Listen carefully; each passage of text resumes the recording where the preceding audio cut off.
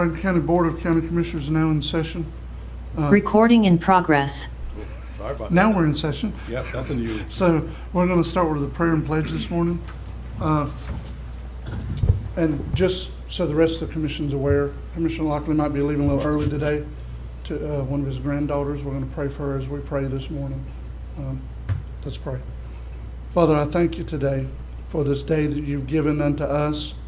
I thank you for the opportunity to serve our communities, our county where we live. Father, we thank you for the opportunity to look at and to make decisions today, not just for today, but for every future day you might give us here in Franklin County.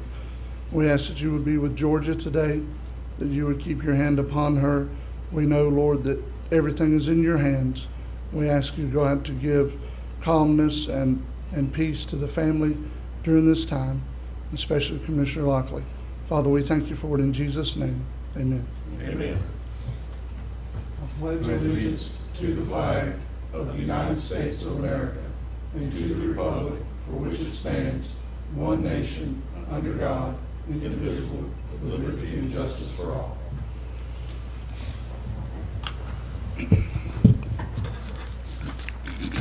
Okay, the first thing on our agenda this morning is approval of minutes from the June 1st, 2021 meeting. So move. We have a motion by Commissioner Lockley, Second. second by Commissioner Ward. Any discussion before we vote? All in favor? Aye. All opposed? That's 5-0. Next will be payment of county bills. So move. We have a motion by Second. Commissioner Parrish, second by Commissioner Lockley. Any discussion? All in favor? Aye. All opposed? That's also unanimous. Okay, so next we'll have awards and recognitions. Mr. Danny Collins of Duke Energy. Sir, if you would come forward, we want to give a resolution of appreciation. Do you want to say some stuff first? Or you want to just go ahead and read the resolution? Well, I'd like to introduce our team with me Go ahead. today, if y'all come up with me. Yes, sir. as well.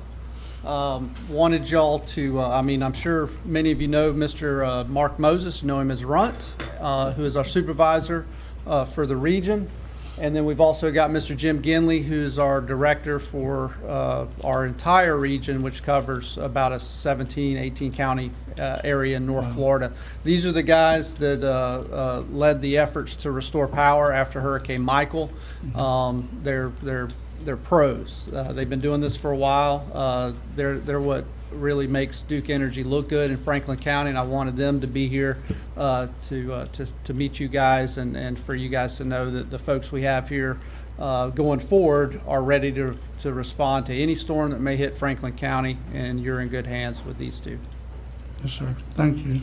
And thank you as well, gentlemen. So what we're going to do this morning, I'm going to read this resolution that the board's already approved doing.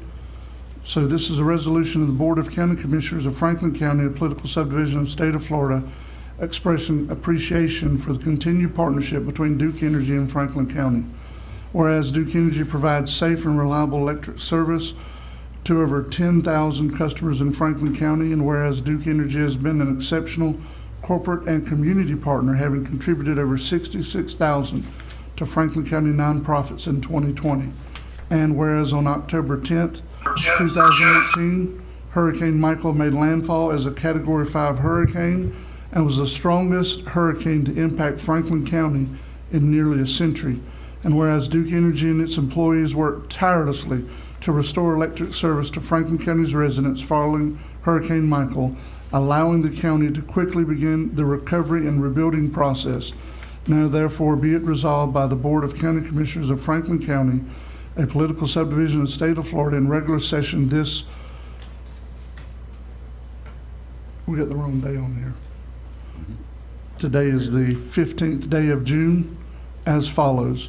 The Franklin County Board of County Commissioners expresses its appreciation to Duke Energy for the continued partnership between Duke and Franklin County, and the Commission recognizes the tremendous work performed by Duke Energy and its employees of restoring power following Hurricane Michael. This resolution shall become effective immediately upon adoption thereof. Thank you so much. We really do appreciate it. Thank you. Thank you. Now, Mr. Chairman, if you realize, this is. Hold on, gentlemen, for just a second. Do any other commissioners want to say anything today? Yeah, I do. Okay. Y'all do a tremendous job. I mean, I've seen a lot of storms in my life. You know, it was the fastest response I ever seen y'all do. Didn't take you long for it to be a major storm. Keep up the good work. Thank you. I echo Commissioner Lockley's sentiment. Thank you guys for all you do. I really appreciate it. Keep up the good work. Thank you. And you know, it's not just during these crises of storms and everything. I just feel that you guys are a community partner with us, and we're all together on this matter, and we just appreciate just your allegiance as a community in general for us. And thank you very much. Thank you. Thank you. On behalf of the people of Franklin County, the whole community thanks Duke Energy for being a great partner with Franklin County. Anything that comes up, Duke Energy's always come to the county, letting us know what's going on, what to expect, so we can inform our constituency, and we do greatly appreciate that also. Thank you. Thank you. And gentlemen, before you leave, I'd also like to point out, not that it's necessary, but we are going to have, this resolution is actually going to be signed by all 5 commissioners. Oh, good. I know I'm the chairman, but I think it's appropriate, so it shows even more support for your organization. Thank you for everything. Thank We you. appreciate it. We appreciate you guys. Thank You you. bet. Thank you, Jimmy. Thanks. And Danny, I'll correct the date, get all the signatures, and I'll email you a really nice, pretty copy. Does that work? I'm not email, I'll snail mail and email you a copy, okay? Thank you. All right. We appreciate it. All right, so up next would be public comments. So I'm going to double check to make sure at the last minute no virtual speaker cards were filled out. I don't have, no one handed any to me, Right. and so I guess not. So, Commissioner, there's no one, no public comments today. Okay. Okay, sounds good. All right, so up next will be Clerk of Courts, Ms. Michelle Maxwell. Good morning. All right. Thank you. But I do have, sir, I'm sorry, and I should have read this during the bill list. Can we go to my report? I did tell the clerk I was gonna read this earlier, and I did not. So let's find this here on page, where am I? Page 10. The assignment change, okay, page 10, item number 8. The Clerk's Finance Office received a pay request from SHIP Administrator, for a contractor's final payment. However, the homeowner hasn't signed a certification of final inspection yet, but is expected to do so before your next meeting on July 6th, which is 3 weeks away from today. With that in mind, would the board consider authorizing the Clerk's Finance Office to do a special check run contingent upon the receipt of the completed certification of final inspection? So rather than wait 3 weeks, you know, I would ask the board to consider a special check run as soon as we get this all resolved. So moved. We have a motion by Commissioner Parrish, Second. second by Commissioner Lockley. Any discussion? Michael, you did confer with the clerk. Yes, I did. Well, yes, and again today before the meeting, and I told I would read it earlier and I didn't, so Okay, yes. Okay. I just asking. All right, all in favor? Aye. All opposed? That's unanimous. Anything else, sir? No, sir, All that's right, it cool. for right now. Thank you. Yes, sir. All right, Department Director's Report, Superintendent of Roads and Bridges, Mr. Howard Neighbors.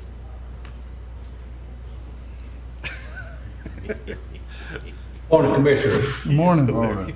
Y'all hear me? Yes, Yeah, I've got no action items this morning.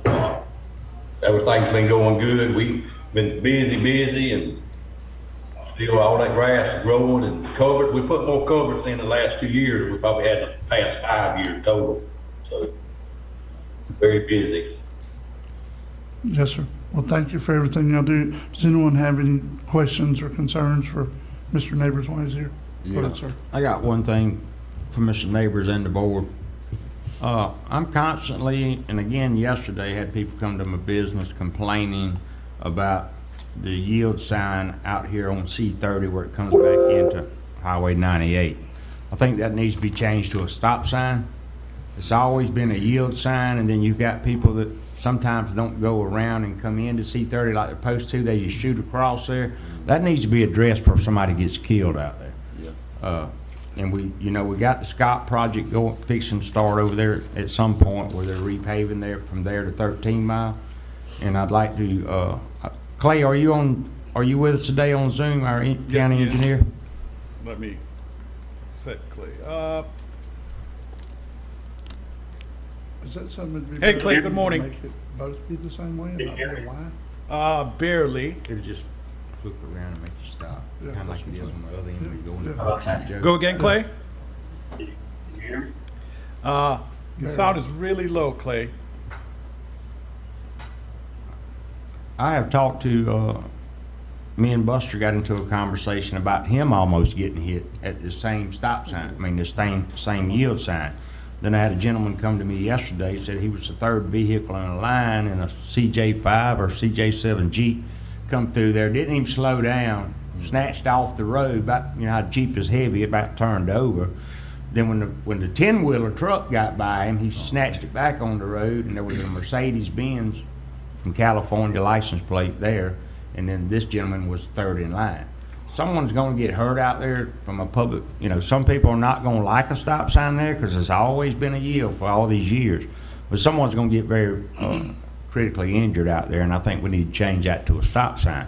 So my question is to try to get Clay to speak out on that and have Clay get in touch with the engineers of that Scott project and see if that can be included into that Scott project before they begin.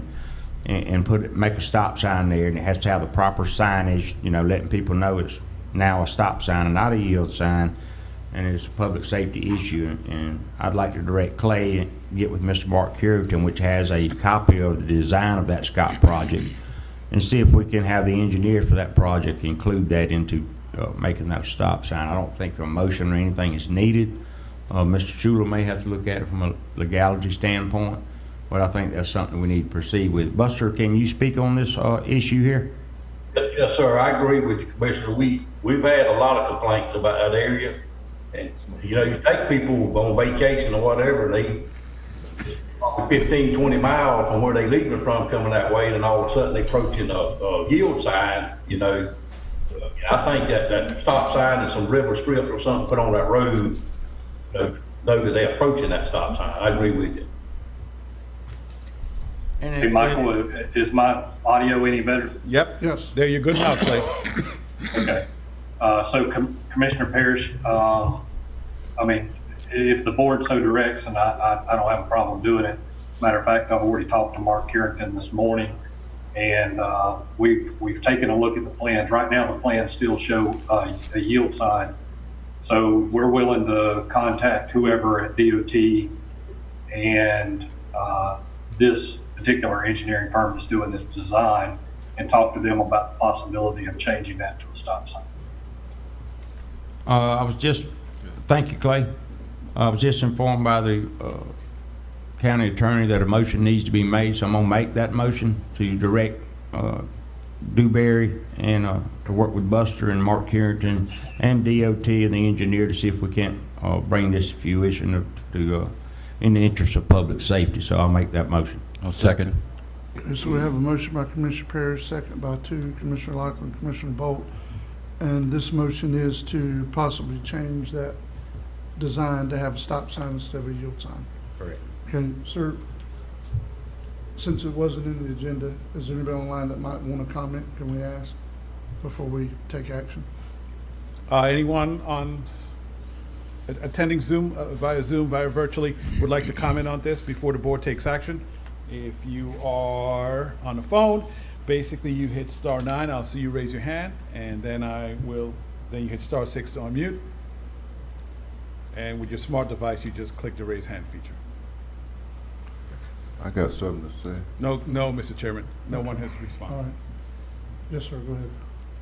Yeah, before it was just, the yield sign would have been okay back in the days. Because we didn't have all that visiting traffic, but now you got all this visiting traffic. And they don't know no better or not paying attention. And they need a stop sign, they need a stop light.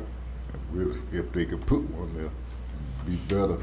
Cause we don't want to see nobody come down here on vacation or just visiting or anything and have a major problem like that. That's right. All right, so there was no public comment online. Does anyone in the room want to comment before we take action on this? All right, seeing no public comment.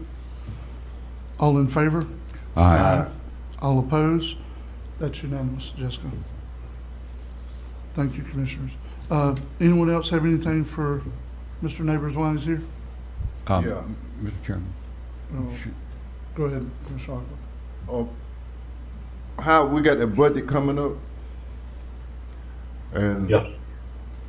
if you check out everything and let us know what's going on for the future in the wheel, we told you to hold it down like it was, but if you see you're anticipating any problem or need any equipment in the future, give us a head on so we'll know how to deal with it.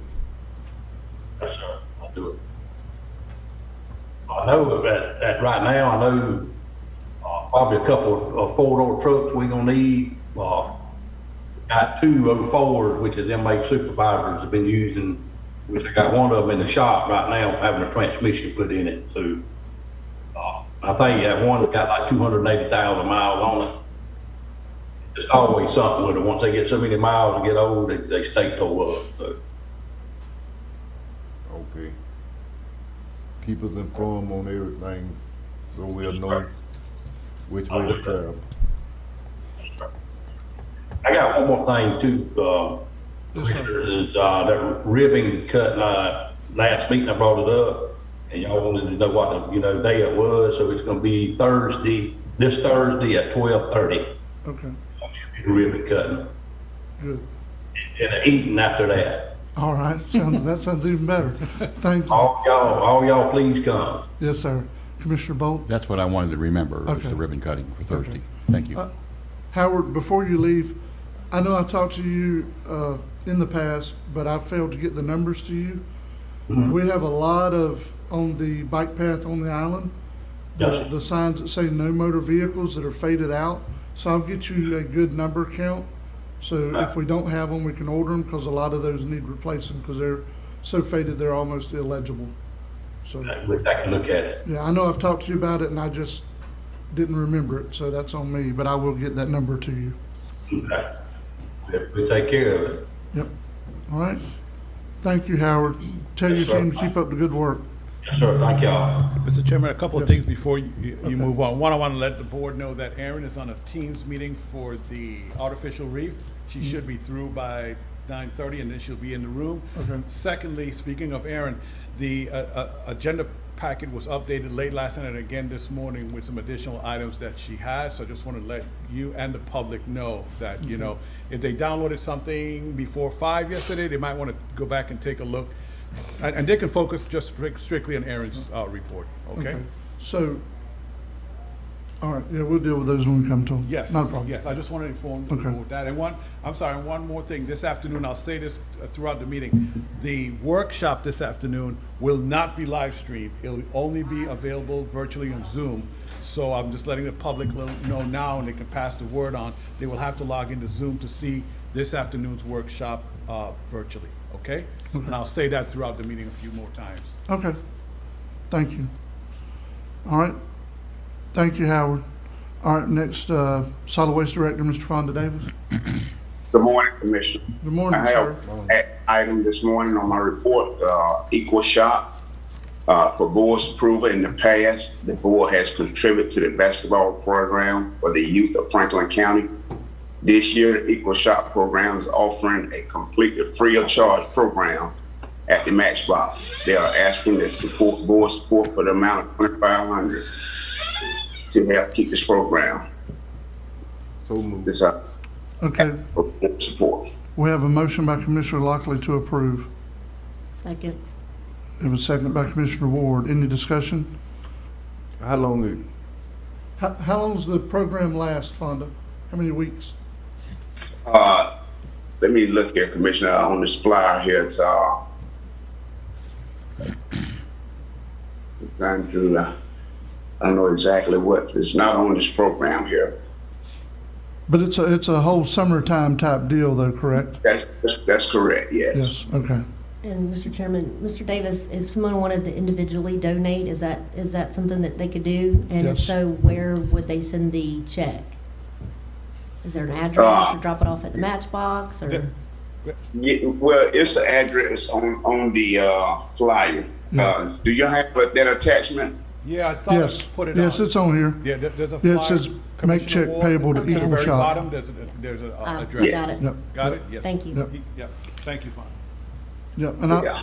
I would like to say, not to delay this, so one of the joys I've had over the last decade is working with Franklin County Youth in the basketball program. On the varsity level, we went to 7 regional playoffs, 1 Final Four. That's probably not something I'm going to do going forward, but knowing that this is happening for the younger kids, this is something we needed for a long time, not just for basketball, but for our kids, to support our kids. So I'm very glad we're able to take action on this item today and support them. And just know, commissioners, that this $2,500 is basically making this program, which is just starting, free of charge to the parents for this summer for their kids. So that's what it's going to. Right. And it does say I also start from June 1st through the start of school. Okay. Thank you for the clarification, Fonda. All right. Any more discussion before we vote? All in favor? Aye. All opposed? That's unanimous. It's approved. Thank you, commissioners. Yes, sir. That's all I have on my report. All right. I got something to get in. All right, go ahead, sir. Mr. Davis, we got the budget coming up. Let us know what we got to anticipate. If you're having problem with any, anything, let us know so we won't have to deal with it later on in the year. Yes, sir. Will do. Okay. I do have one thing that I want to bring up, Fonda, while you're still here. So I'm continuing to have, or my district is continuing to have problems at Regatta Park. It seems to be more on the weekends, Friday, Saturday, Sunday night. Right. But people are trying to continue their partying down at Regatta Park, and it's in the middle of residential. Everything around is residential.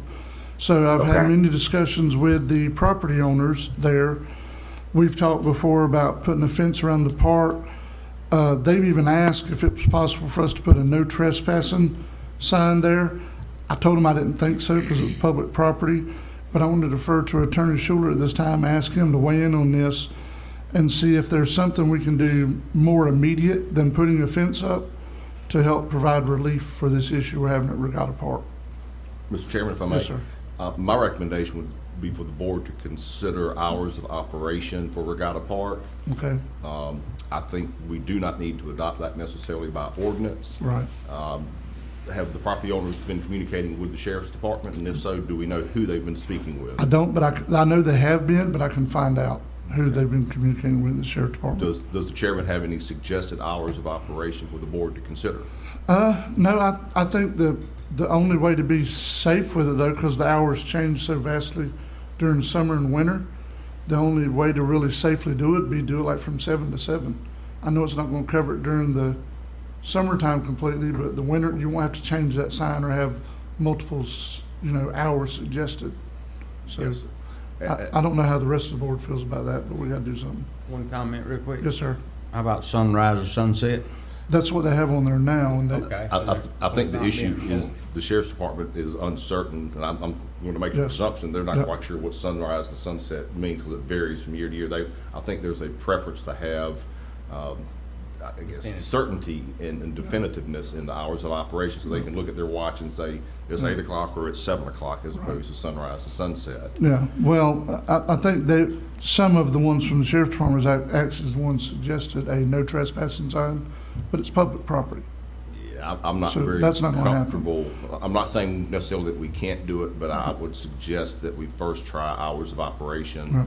Because when you start putting in no trespassing signs, you're essentially shutting down a public facility. Right. And that may require a little more board discussion as to whether or not you want to do that. Okay, well, I'm fine with hours of operation. So the only other conversation I've had with the property owners, so sunrise to sunset, they say there's, that's kind of discretionary. But if it's 3 o'clock in the morning, I think we're way past sunset. Yeah, I agree. But, so that's where we are. Without us taking some kind of action, nothing's being done about that issue. How about if I communicate with the property owner and also with the sheriff's department to Yep. find out I'll get you all what the that sheriff's information. department's needs are, and then report back to Yep. the board if any further action is necessary. Okay, but let's, if we could, I'd like to move ahead with hours of operation on the sign. So is that 7? Yes, sir. Okay. Can we do that by board motion? Yes, that's fine. I'll I'd make a- entertain a motion. I'll make a motion to reflect the times at Regatta Park on St. George Island from 7 a.m. to 7 p.m. Eastern Standard Time. Okay, we have a motion by Commissioner Ward, second by Commissioner Lockley. Any discussion before we vote? Can we consider also what's going on at the Alligator Point beach access areas? There continues to be a challenge in parking there. We're going to talk I just- about that this afternoon. This is not about Yeah, parking, this is I about realize people that, being but there I'm thinking late about at hours night. of operation with regard to that as well. And had a constituent who also, again, specifically has observed a lot of trespassing in their mind and inappropriate social behavior on those beaches. And I'm wondering potentially if we can consider just adding a time limit to those very impaired accesses to the beaches as well in this motion. Do I need to amend my motion to reflect? Well, I think we need to more directly identify what we're talking about. That sounds kind of vague language, I mean, to be honest with you. So we don't know what areas we're talking about. Regatta Park, we all know exactly where that's at. Yes. So that's my only reservation with amending that motion. Okay. Without a thorough discussion, we don't know exactly where we're putting that at. Okay. You know what I mean? Commissioner do. Bolt, I would tell you this afternoon would be the time actually to kind of refine what you would want, so you could make a motion. And of Okay. course, it's a workshop. Sure. But then if you refine it today, you'll be ready for your motion Yes. come the next meeting. I'll focus Yes. on that. Yes, So sir. let's do that. I think that's yeah. And I'm not saying, Commissioner Bolt, I don't support what you're saying. I just don't want us to make something Yeah. amendment that's really vague. I think it's And clear. you know what I mean? It kind of, Yeah. that puts us in a problem area for enforcement and everything else when it's vague. Mr. Chairman, if I may, Yes. just from a single subject matter dealing with, park operational hours on the island as opposed to Yes. different issues in a different geographic area. Right. I think the motion should be separated. Right, Okay. okay. Michael, since this is a motion we didn't have on our agenda, does anybody online want to comment? Once again, for all the attendees online, if you'd like to comment, if you'd like to raise your hand and comment on this issue before the board takes action, please *9 if you're on the phone, or just hit the raise hand feature. 2 phone callers, *9 if you're interested in discussing this, or hit the raise hand feature on your smart device. No one responded, Mr. Chairman. Okay, so this motion is about doing hours of operation from 7 a.m. to 7 p.m. at Regatta Park on the island. Anyone in the room want to comment on this before we take action on it? All right, seeing none, all in favor? Aye. All opposed? That's unanimous, Jessica. Thank you, Commissioners. I really appreciate it. Anyone else have anything for Mr. Davis while he's here? Fonda, thank you. Tell your team thank you and keep up the good work. Yes, sir. We thank you and appreciate you all. Yes, sir. All right, up next, Ms. Pam Burnell, Emergency Management Director. Good morning, Commissioner. This is Jennifer Daniels. Pamela Brownell not able to be here this morning. She's in another meeting. Okay. But For some reason, your audio is cutting in and out, Jen. Sorry. can you hear me now? Yes. I said Pam is sorry she can't be here this morning, but she's in another meeting, and we have no action items. So, but have any questions? Okay. All right. Anyone have anything for Ms. Jennifer on behalf of Ms. Pam? While she's here? Jennifer, how many storms we got out there in the Gulf now? I'm sorry, Commissioner Lockley, I couldn't hear you. How many storms we got in the Gulf made up now?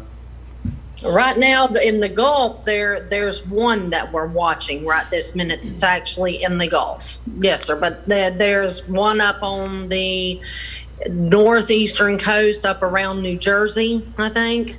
And then they're watching a couple of other waves. So we But the okay? waves are more over in the Atlantic area. We looking okay right now? Yes, sir. Right now, we're still watching, but yes, sir. Okay. Keep us posted. Anyone else have anything for Jennifer on behalf of Ms. Pam once she's here? Jennifer, thank you guys. Y'all keep up the good work. Tell Ms. Pam we say hello and keep up the good work. Thank you, Commissioner. Up next, Extension Office Director, Mr. Eric Lovestrand. Good morning, Commissioners. Morning. I just had informational items in my report this week, and no action items for you. Okay. I did send out invitations for the open house and ribbon cutting, so I sent those for you Commissioners. I sent them to your listed emails on the county site, and then I've sent out to lots of other folks that haven't been involved with the project and the process. So we're still shooting for June 24th, which is a Thursday, and just open hours from like 4 to 6:30 with a ribbon cutting around 5 o'clock. Okay. Sounds good. Thank you, Mr. Eric. We did receive those invitations as far as I know. I know I received mine. And Okay. thank you for everything you're doing. Anyone have any questions or concerns for Mr. Eric while he's here? Thank you, sir. Y'all keep up your good work. We appreciate you. Have a great day. Yes, sir. All right, up next, Interim Airport Manager, Mr. Ted Mosteller.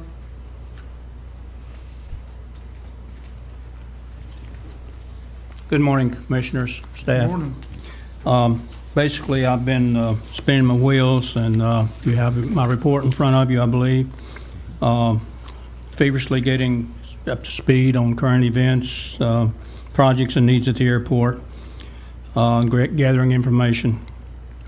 In the meantime, the runway 624 lighting project is well underway, and I'm expecting information from engineering if there are sufficient funds remaining for a change order to add PAPI lights to the project. This is my recommendation. If there are indeed excess funds available from this grant, request permission to proceed on this situation. Mr. Ted, what's the timeline for the grant closeout? When does it close out? I believe it was, it's in the end of August or September. Okay, so, yeah, I think we need to make sure that that's going to be checked off as well. Yes, sir. That not only, that they can proceed and do it, but they're going to be able to proceed and finish it, because as I understand it, with those airport grants, if everything needs to be done by that date. That's not be correct. Under work, but done, or we're paying for it, not Yes, the sir. grant. That is correct. So that would be my only concern with that, just clarifying that. And since we are into hurricane season, do you want to act on this situation about the PAPI lights? The only concern I have, Commissioner, is the procedure. And, again, so this is for everybody's education, would be that we get a change order from the engineer Yes. saying that and then usually the board approves the change order. So Okay. if Ted is asking you to allow, so you and the engineer are going to move forward to look at this, and then you bring back the change order, that's Yes. where they'll make action, Ted. on Yes, the sir. change Well, order. yes. Yeah, Okay. so yeah, because I know they talked about this at a pre-construction meeting a few months ago. Yes. When they had it, so yeah. So I guess you're giving your nod to Ted to say, yeah, Mm-hmm. if we can do this, yeah, we want to do it, and then you guys will approve the change order for Babcock. Okay. Cool? Okay, That works, Ted? Sound good. Thank you. go ahead, sir. Since we are in the hurricane season already, the emergency generator for the runway and ramp lights is somewhat a priority in my estimation. It has been out of service and has not been serviced since before the Hurricane Michael. It was serviced on April 29th, 2018, the last change oil, et cetera. It has been deemed that this generator is not in the best interest to be repaired since Ring Power has given us an estimate up to as much as $10,000, injection pump, control boards, etc. So until that replacement decision is made, I would request permission to go ahead and replace the battery. And also the generator appears to be low on fuel, asking Howard to deliver some fuel at his convenience. I did run it yesterday. I had to crank it with an auxiliary battery. It will run with a little tender loving care and manual startup. It is not automatic at all. So I'm asking to replace that battery for the Napa quote is $144.49. But as you all know, and Ricky can really talk to this, Napa is no more here. It is CarQuest now. Yep. So that figure may be a little bit erroneous. Yep. So I have a question on Mr. Ted. Yes, sir. Replacing the battery, that's not a big deal. If it's been a long time since this system this generator has been serviced. Yes, sir. And are repaired, are we having to manipulate it to crank it? Or? That's correct. So you say in your report that there's a quote. I would like to see that quote. I think the board will be able to take action on that quote, because here's the thing, I think it would still be cheaper to do some of the other work to use that generator than replace the whole generator. That is correct. But without the quote, we really don't have anything to take action on. I know you want to replace the battery. That's not a big deal to me. That's okay. Fine. But to do the other work, we really need that quote yes, to be able to take action on. It was my understanding that Ring Power came down to service the generator, and they realized the situation. They had diagnosed the control board in the beginning as being completely out. Right. And like I said in the report, I manipulated it, repaired the board to some extent, right. Not entirely, but just good enough that I can crank the generator. And I understand that DOC is in the process of replacing that generator. It's on their agenda. I think it is, yes. Now, when that'll happen, we don't know. But I think in the meantime, to make sure we're not going to have a problem and not have a generator, we really need to get that quote so we can look at it and be able to take action on it. Okay. To appropriately service, repair, what do we have to do to keep our generator running? Yeah. Because that controls all the lights and stuff around the apron and everything, doesn't it? Runway lights and the apron lights, yes, sir. Yes. What I was saying about they'd come down and to service the generator, when they realized that it was not operational in the way it should be, they would not even service it. And that was the reason it was not serviced. Okay. All that needs to be done with a quote, though, is all I'm saying. Yeah, okay. I'm going to use the wrong term, gentlemen, because I don't That know. was over a year ago, and Okay. So I guess let me ask this: Can it be? Can there be a quote, Ted, to repair it correctly so it could run until we get a replacement? I mean, Yeah, that's what I'm asking. yeah, I'm trying to figure out if you're saying Ring Power said, look, let this go, it'll never work again, or you're telling me it could be repaired, because with a quote with some changing out the control card, the board. I Yes. guess I'm trying to figure out what direction we should go in. okay. I can contact them and get them back down here to give you a good quote. Yes. But it appears the control board is no longer available, and it has to be a aftermarket retrofitted board. Okay. And Okay, well, good, but having put it in there, Ted, I think, yeah, I'm with you. Just let's see what it's going to cost. Right. Where You did and the chair. $10,000 come in? What'd you say, $10,000 to fix it? I'm sorry. 10,000 is what you said? That I'm saying up to about 10,000. The injector pump is also bad. Right. It has to be manually primed or it won't crank. Well, how much a new one cost? So and I understand an injector pump's in the neighborhood of $2,000. What a new generator cost? Do you I'm know sorry. how much a new generator would be, is what he's asking? I had a quote of $38,000. And we getting a That's new only one, and I think it can be had for less than that. Okay.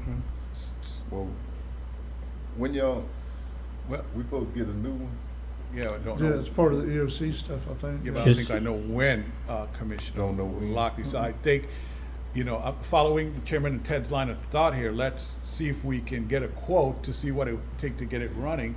the good thing, Ted, is that we have 3 weeks this month before we meet again. We meet in July, which is, so Yes, that sir. gives you ample time to get a quote. And I think what you should do, Ted, I'm Just get a speaking quote out for of turn, both. tell Get a me, quote for get a both. quote for the new Yes. one? Well, find out from Pam when she thinks you could get the new one. I'm sorry. I'm sorry, find out from EOC when they think they can get I you. did speak to Pam just the other day, and she tells me that she has no idea at this point. It could be next month, it could be 2 or 3 years. Oh, yeah, we need to repair Yeah. this bad boy. Yeah, yeah. Ted. That's best, yeah.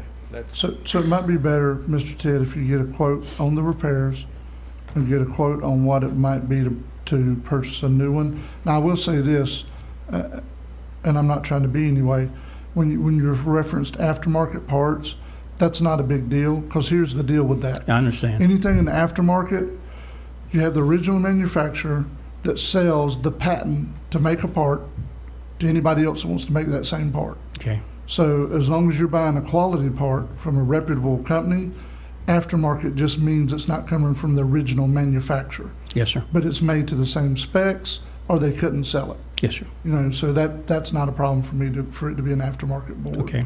If that's what it winds up being. So on the battery, did I get the information to go ahead and do that, or you said it's no problem? you want to wait for the quote, commissioners? Or you want to Before wait you for get the quote? battery? Yeah, let's just wait for the quote. That way we can do it all together. It'd probably be cleaner, Mr. Okay. Ted. No, not It to- would seem self-serving if I said yes. Okay. That's what, so, can I, so I see Andrew and Tara back there. Maybe they have a lead on a good used generator at some other airport that you guys might manage? Can you talk to Ted about that at some point in the future? Thank you. But now, do we need to take action on how we're bringing fuel to the generator? How does that work? Well, In the past, I just gave them a call and they bring a load over on their service truck when they're in the neighborhood. But if you have, this is a new day, so. Yeah. do we want to wait for the quote to get that done too, since it won't run with the fuel, so the fuel doesn't get old? I believe the generator, the fuel is too old to really run, and I think the filters have not been changed in over 2 years, So are probably clogged up. So that'll be part of the quote too? It just acts like it runs out of fuel when it stops. Yeah, So probably what you want to do is pour some kind of diesel treat or diesel additive in there to make sure nothing's gelled. You know what I'm saying? That'll probably help the situation. Shall I go ahead and do that then? Yeah, I would think so, Mr. Ted. Okay. Is that something, Attorney Shule, that we need to do by board motion or? I think we need to address Mr. Marone's item on his report about how we're going to proceed during the Okay. interim basis, because I need direction from the board first before I can answer that Okay. question. If you think Okay. it's appropriate, that's what we'll do. Mr. Brown, what number are we dealing with? Well, you want to wait until he finish the last item, then I'll go to mine, Mr. Yes, Chairman? okay. Go ahead and continue, Mr. Ted. Okay, and we'll the look other at- priority concern of mine is there's a sinkhole opened up on the west ramp, on the edge of the ramp. And it is quite large. It's not real large, but it's large enough that if you fell into it, you could hurt something. Or if you drove a vehicle into it or an aircraft off the edge of the ramp. So what I'm requesting is Howard to bring over a load of fill dirt just to pour in the hole temporarily, because there is a new, as I explained here, there is a grant coming and a new project coming in In July, isn't it? July, I believe it was, yes. And it will address that, but in the meantime, we do have a safety issue there. Well, that's bad enough, and that is a safety issue, but I would like to amend your request to ask Howard to put some lime rock in that hole. Something that's gonna be substantial and hold. Field dirt might just wash right away if we get a rainstorm. Next rainstorm, it would be gone again, yes. Yes. But I'm hoping by July, that things will Right. be in gear to Yes, sir. take care of the situation. Yes, sir. Well, it'd be in gear to start is the thing. But yes, I would like to amend that request for being, putting lime rock there, Okay. if it's possible. Okay. Pleasure of the board on this last item, having Howard put some lime rock in that hole to fill it up. So move. Okay, we have a motion by Commissioner Bolt, Second. second by Commissioner Ward. Any more discussion before we vote? Yeah. How long, what else we got out there need to be fixed? Sir, What else we got out there need? I have working on a list. There are several items that need to be done, but these popped out at me as being priority. because of hurricane season for the generator and sinkhole, someone falling in it as a safety issue. I don't know. Well, who been taking care of all these? I think that was some of the discussions that the board had previously about not having a airport manager with boots on the ground that was here to look at some of these issues. Mr. Chairman, if I may, Mr. Mostetler, the generator that you're speaking of, is it covered for inclement weather to protect? It has a shelter over it, yes, ma'am. Okay, all right. I just want to make sure if we, do repairs or whatever, buy a new one, I want to make sure that our investment is protected by inclement weather. Yes, ma'am. In addition to the shelter over the top, it is enclosed. It is built for acoustically to mount outside. So it looks like a train engine. It's all sealed up with acoustical doors and everything. So, Thank you. All right, so before we vote on what's on the table, any more discussion about the item we're voting on?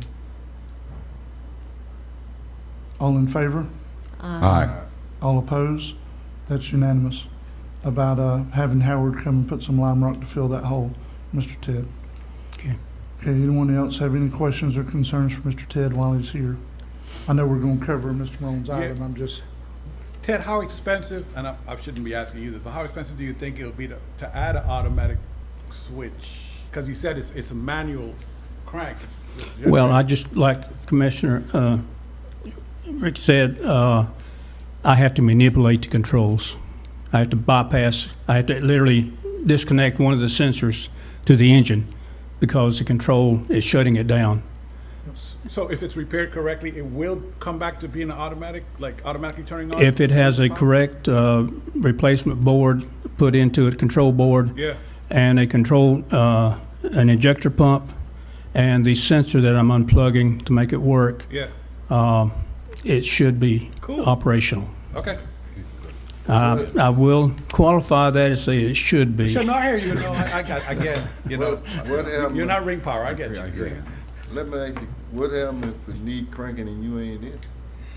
I have gone through it with Andrew and a year or so ago, but if I'm not here, someone knowledgeable of diesel engines should be able to crank it. But if you would need a fresh battery, and jumper cables won't cut it, you have to physically replace the battery to get enough current to start that diesel engine. It's a big John Deere 100 horsepower engine. That's why Commissioner Lockley, I was asking him, once it's repaired correctly with ring power and it fix everything, will it be automatic? Then it doesn't matter where Ted is, it should start automatically. That's correct. Yep. And the last item for me would be that I did request information from Centric about the operations of the FBO and was informed that they would be here this morning. So at this time, if it's in order, I'd like to, Andrew and Tara. okay, Mr. Chairman, yes. I just wanted to continue Commissioner Lockley's thought about what does need to be repaired and refurbished at the airport. And I would just like to invite our airport manager to give us a priority list of what matters most in descending order. I'm working on that, yes, sir. Okay, good. Especially with budget time, Commissioner Full. There you go. Yep. Budget time. Good, thank you. Good morning, Commissioners. My name is Tara from Centric Aviation. We operate the FBO out of the airport, and as Ted said, that he requested that we come and just report on the operations out at the airport. So I'll start with maintenance. The airport grounds and runway maintenance are looking really good. We received a new John Deere Gator in March that's been helping us tremendously with the weed control on the runways and taxiways and ramp area. A new zero turn was delivered in May and was immediately put to work. All our scheduled maintenance on the equipment is being done, and they're kept inside the enclosed storage facility. I wanted to thank Rusty from Road and Bridge. He's been coming out and helping us with the large mower, and that's been great. We've been utilizing that a lot as it's in this cutting grass season, I'll say. We have some minor building maintenance issues that we're working on having repaired, but otherwise we're in pretty good shape. As far as operations, the airport continues to see really good traffic and utilization from visiting aircraft. So far, year to date, 1,985 visitors have deplaned and entered Franklin County through the airport. Wow. 1,100 revenue producing flights. The breakdown on that is about 14% of that is from base local traffic, and then about 86% of that is visiting aircraft. The breakdown on that is about 25% of that is jet traffic. Okay. So we're seeing good positive utilization of the airport. In May, we had 221 revenue producing flights. And then for passengers, 410 passengers deplaned in May. And that averages out about 13 visitors per day come through the airport. Remittances to the county, year to date, it's $30,865. In May, it was $5,514. We do have some current job openings out at the airport. Currently, we have 4 open positions looking for aircraft refuelers and customer service representatives. Yeah, that's what Is that not loud enough? I'll shout. That's what I want to hear. What about them jobs? Yes. We need work. Right, so need we put our currently. people to work. I understand, yep, and we are actually actively looking for people. So we have 4 current job openings out at the airport. Where y'all advertising that at? On Indeed and locally. If they don't know. What local in them newspaper? No, but I can get, and she can add it, we can add it to the website. She lets us know, I'll put it to the county's website. Yeah, put Okay. that to, Yeah, let's do that. let's do that. All right, sounds good, thank you. Oh, we need jobs. That's all I can. A lot of them. Commissioner, can I pause this for 1 second as I see people entering the room? I want to make it clear for all visitors, you guys can sit anywhere. The markings on the seats are for court. This is county commission, so you can basically ignore those signs. We can't move them, but you know, I can tell you guys to ignore them though. Okay, I'm sorry, Tara, I'm just. Nope, that actually Yeah. concludes my report, so if anyone has any questions, you know where to find us, and myself and Andrew. Mr. Chairman? Yes, sir. Tara, can I ask you? Sure. Just ahead of the meeting, if you could give our county coordinator your report so we Sure. can put it on our system and read as you're going through it, that'd be very helpful. Okay, These not a are problem. great statistics. Thank Yeah. you. Sounds good. That'd be good, it really would be. Anyone else have a question or concern for Ms. Tara from Centric?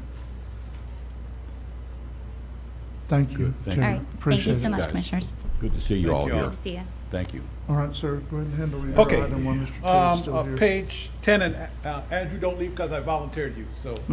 Voluntold you. Yeah, gotcha. So, all right, so at your last meeting, the board appointed Mr. Ted Mosteller as your interim airport manager until September 30th, when a permanent candidate to replace the vacancy left by Mr. Jason Puckett's resignation should be in place. The board had directed Attorney Schuler to prepare a contract to include compensation for Mr. Mosteller during his tenure. Mr. Schuler and I discussed this matter, and since Mr. Mosteller's role as the interim airport manager is short, we recommend the board authorize these few directives for Mr. Mosteller instead of a contract.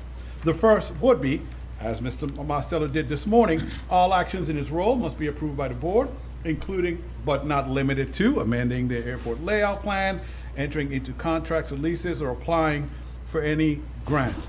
And by the way, everything I talked about this morning, these 3 items, basically comes from the contract that the board had with Jason Puckett.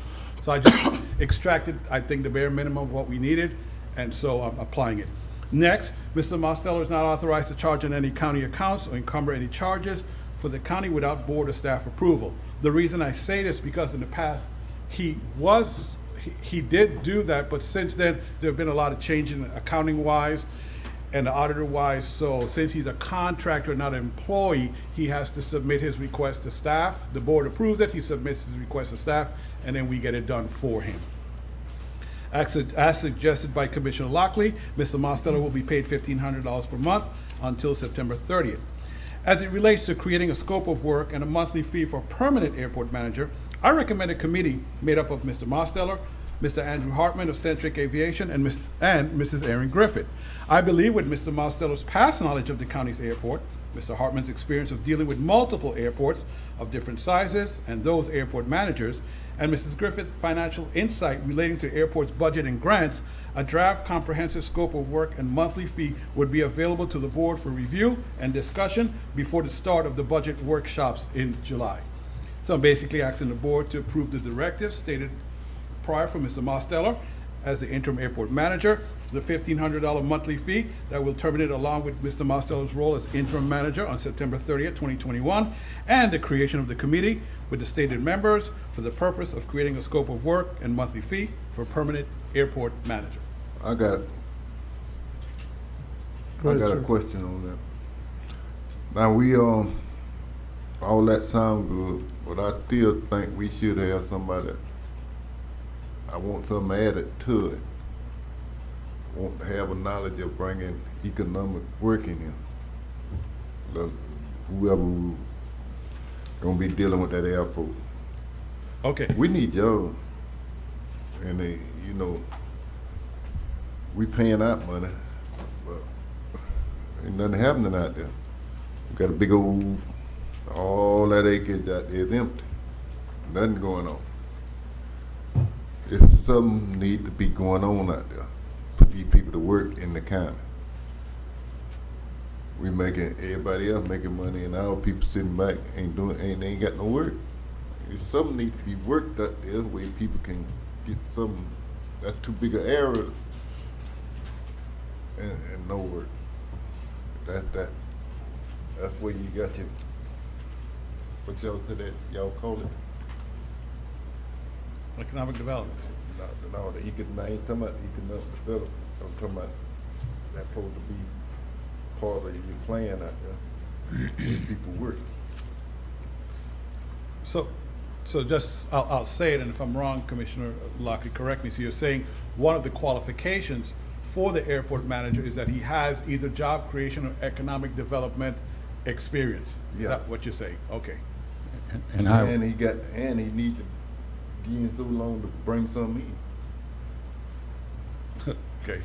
And Mr. Chairman, I would continue to compliment what Chairman Lockley is saying, that this individual has to have the ability and the vision and the willingness to develop relationships around not only our community, but outlying communities as well. Just think of what the potential is happening over there at St. Joe right now, and how all that relates to the airport. I think that's a very important characteristic that that manager has to have. So, Commissioner Bowles, you're saying that you also want him to get an understanding of the, like, some of the Triumph projects and things that are operating around us to see how the airport could join with that and then create jobs. So Not only that, but develop strong relationship with the Florida Department of Transportation Aviation Division and FAA. I'd like to see them have those kinds of historical credentials and the ability to develop all of that. Sure, the committee's taking notes.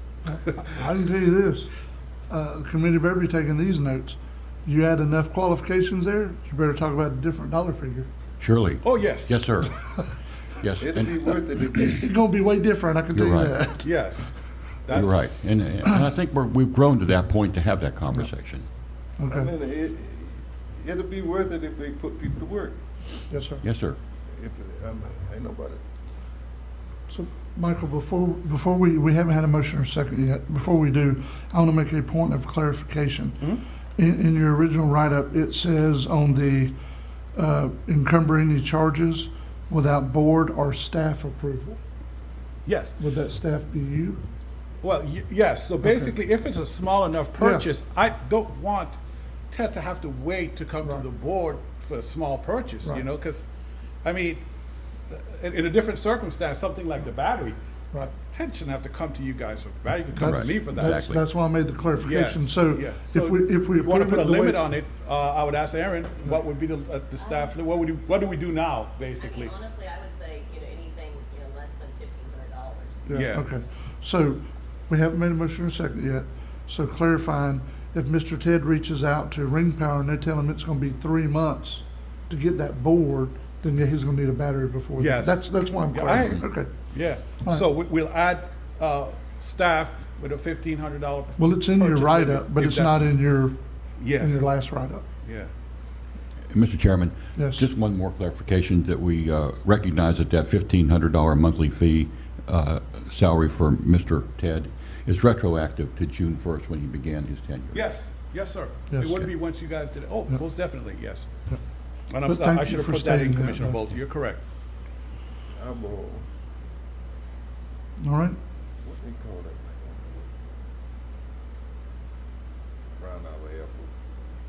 The industrial? Yeah. Industrial park. Industrial park. That's what I'm talking about. Yeah.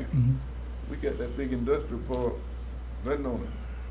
Then sitting there, nothing on the grass can grow high. And to remind the board and to let Ted know, because I don't know if he was at the last meeting, so next month at the July 6th meeting, the superintendent of schools is going to be here with his staff to kind of update the board on where we are with their 2 Triumph projects, and maybe, just maybe, how they can use those projects with us, maybe at a building at the airport to do some different Drone locational, some of the, see, and I don't want to get too far into it, commissioners, but they have an issue with some of their numbers, meeting their numbers for the Triumph thing. So I told them maybe we can all partner together, do something at the airport, which will allow for adult ed type things, education. It's more vocational stuff, like, you know, welding and the drone program, you know. I don't think you want to put the nursing program at the airport, but you know what I mean.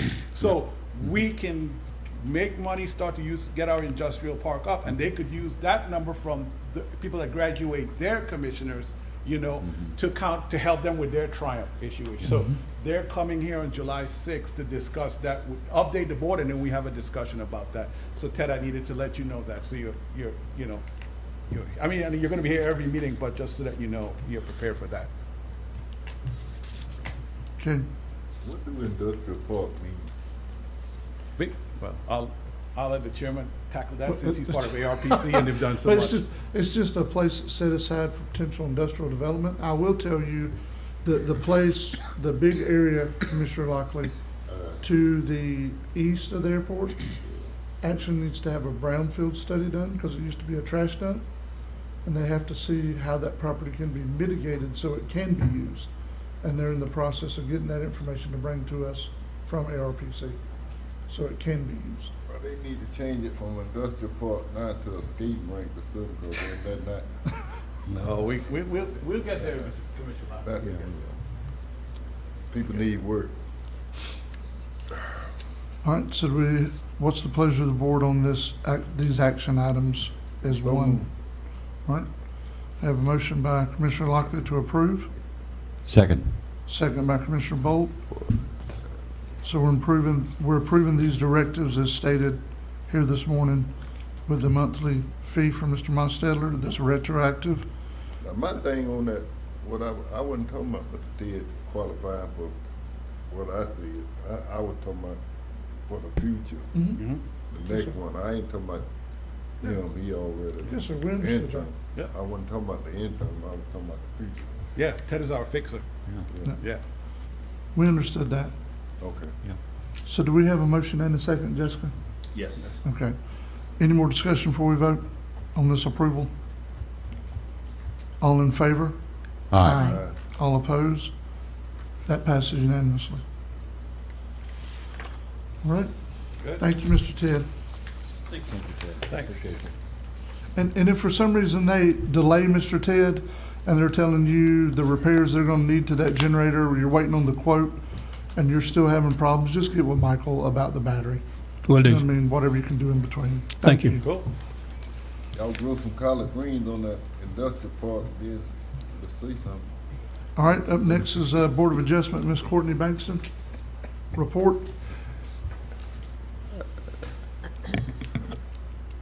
Good morning, can you hear me? Yes, ma'am.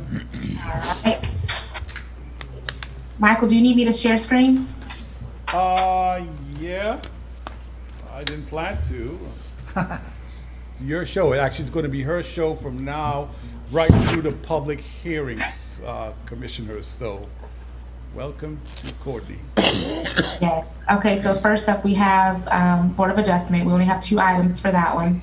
The first item was the consideration of a request for a variance to construct a single-family dwelling and stairs with covered porch 4.4 feet into the 25-foot front setback and an open deck 10 feet into the rear 50-foot wetland setback. Property described as 689 Longwood Court, Lot 43, Whispering Pines, East Point, Florida. This request was submitted by Southeastern Consulting Engineers, agent for Tiffany Boone. The advisory board did recommend approval for this item. Okay. Pleasure of the board, or any So- questions? So move with comment. Okay, we have a motion to approve by Commissioner Ward, Second. we have a second by Commissioner Bolt. Commissioner Ward, go ahead with your comment. I don't know if you guys remember, but a couple weeks back, we had a Mr. Mark Rogers here. I don't know if he's here today, but he has been working continuously with the Board of Adjustment and trying to obtain and try to make it more or less of a variance request. They gave recommendations. He has followed through with those recommendations and has paid money to make sure that it's less of an impact. And I just want to commend him for that. And now with all that, the working together that they've done, they finally decided to approve his request and Ms. Boone's request. So with that, like I said, that's why I'm making my motion to approve this. Okay, any more discussion before we vote? All in favor? Aye. All opposed? That's unanimous, Jessica. Go ahead, Courtney. Okay, second, we have the consideration of a request for a variance to construct an HVAC platform deck and stairs 48 inches into the 10-foot side setback.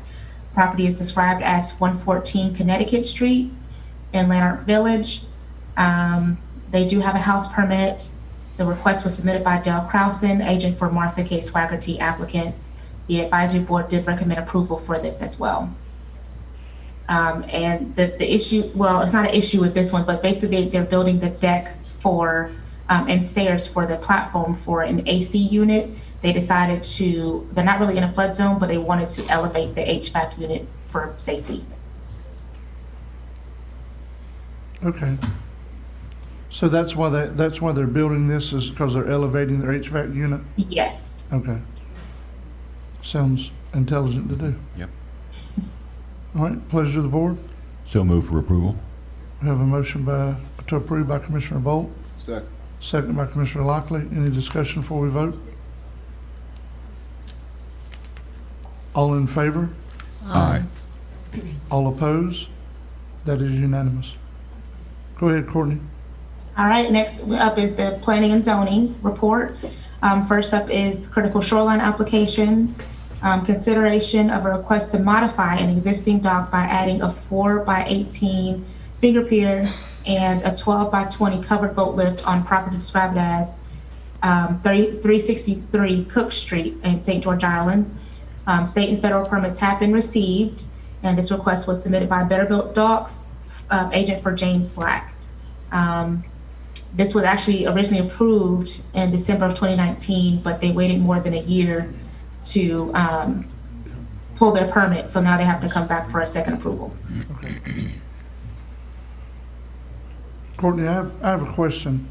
By adding this is not going to put them too far in the middle of the canal or obstruct any other?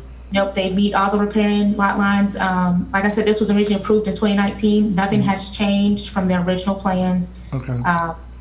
They're just having to go back for P&Z approval because they waited too long before they actually pulled the permit. Well, COVID affected a lot of us in a lot of ways. Yeah. Yeah. Okay, pleasure of the board. So move. We have a motion for approval by Commissioner Ward, Second. second by Commissioner Bolt. Any discussion? All in favor? Aye. Any opposed? That's unanimous.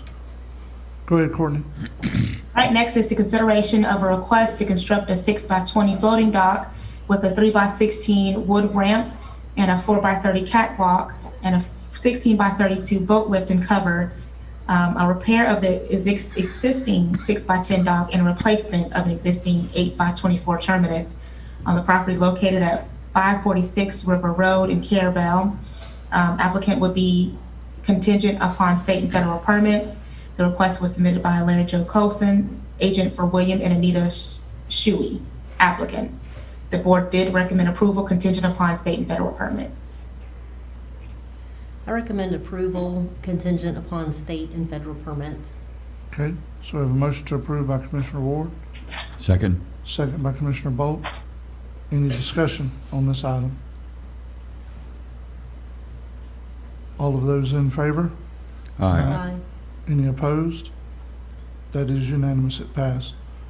All right, proceed, please. Okay.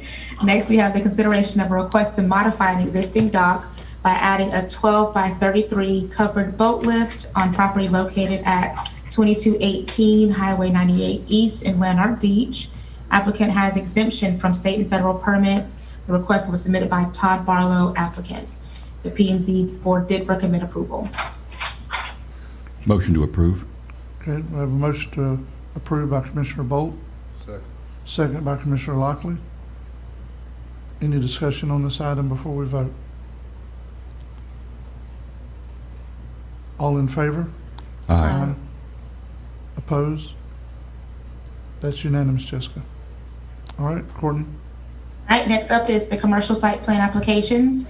The first one is the consideration of a request for commercial site plan review of an RV and boat storage facility on a 4.02 acre parcel at 50 North Bayshore Drive, East Point, Florida.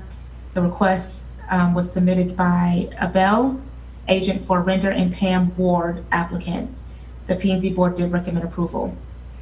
And if you guys can remember, this is one that came to you for something else, and now it's coming back for a commercial site plan review. Okay.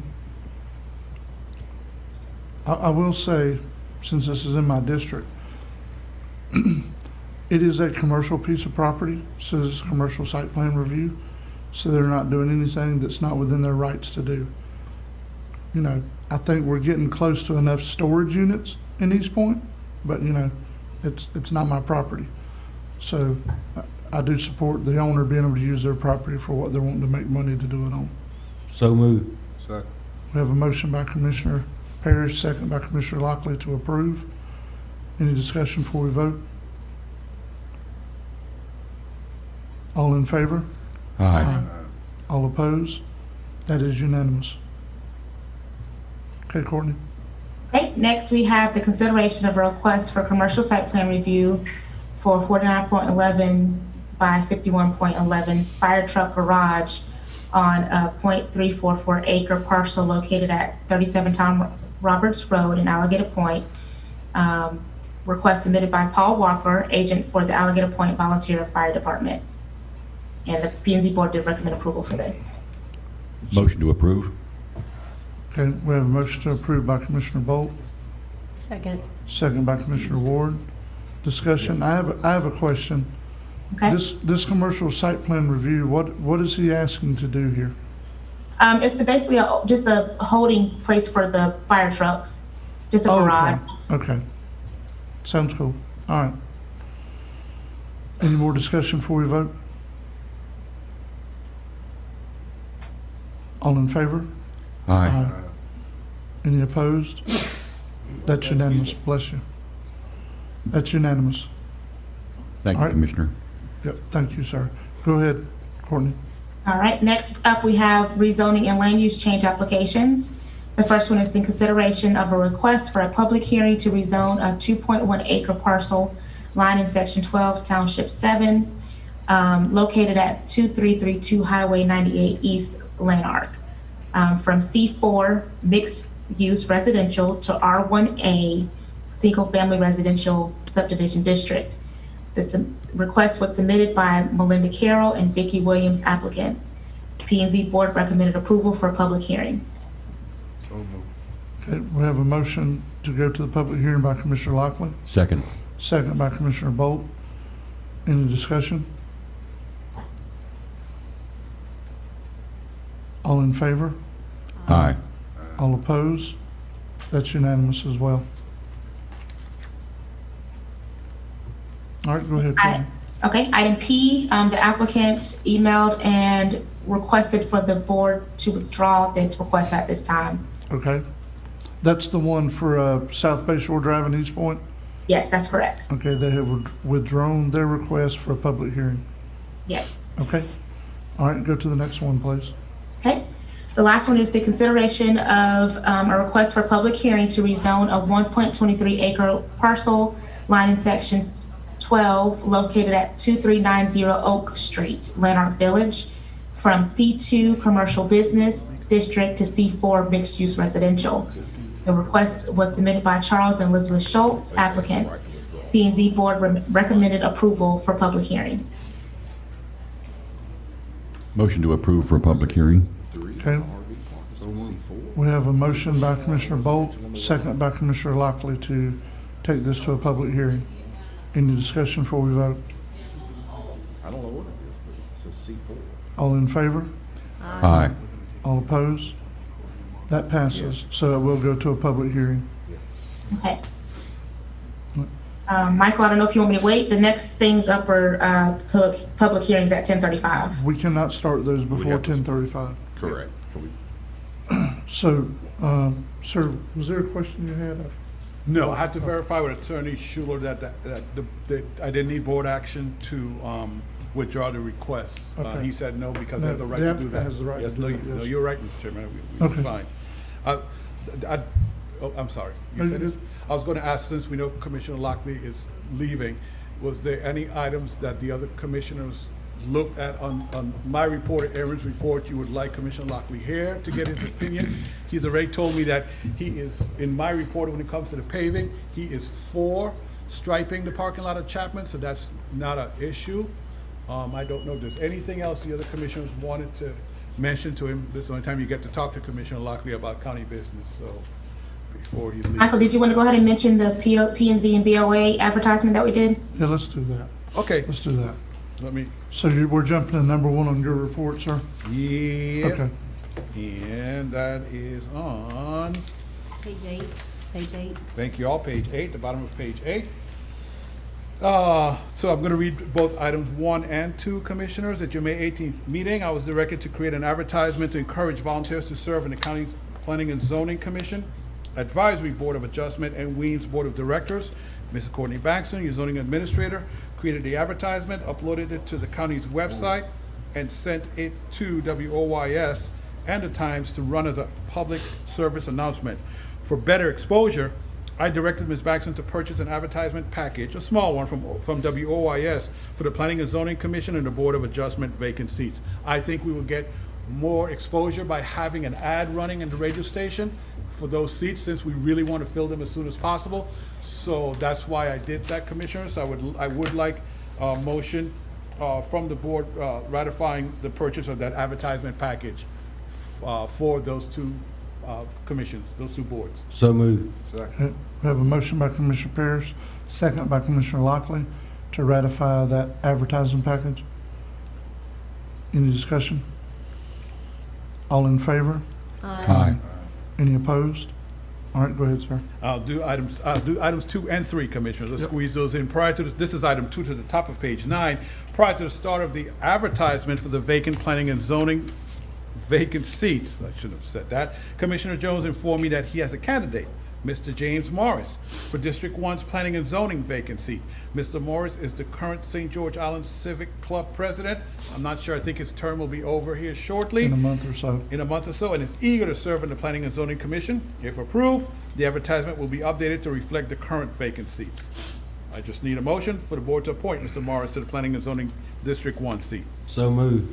We have a motion by Commissioner Parrish, Second. second by Commissioner Ward. Any discussion before we vote? All in favor? Aye. All opposed? That's unanimous. And item 3, Commissioners, I inform Mr. Walker, your CEO at Weems, of the board's plan to recruit volunteers to serve in the vacant P&Z and Board of Adjustment seats. Mr. Walker stated that he would do the same to fill vacant Weems Board of Director seats. Before advertising, I suggested that there's a discussion on moving Mr. Duffy Harrison, who's now serving as your current board chairman, from the at-large seat that he currently occupies to District 5 seat for Commissioner Ward's district. That would allow Mr. Walker to advertise for an at-large seat in addition to any other vacant seats.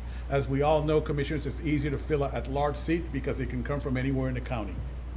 Well, And Commissioner, I'm sorry, I was going to say Commissioner Bolt attends those meetings on a regular basis, so. Go ahead, sir. oh, he's still gonna be the chairman? Yes, he still will be the chairman. Okay. And I'm so moved with a comment. Okay. So we have a motion to approve this with a comment from Commissioner Ward, second by Commissioner Lockley. Commissioner Ward, go ahead with your comment. I just want the board to know that I have reached out to Mr. Harrison to ensure that he is okay with this change, and he had informed me that he indeed is. He just wants the best for Weems and moving forward, and I agree, so. Good.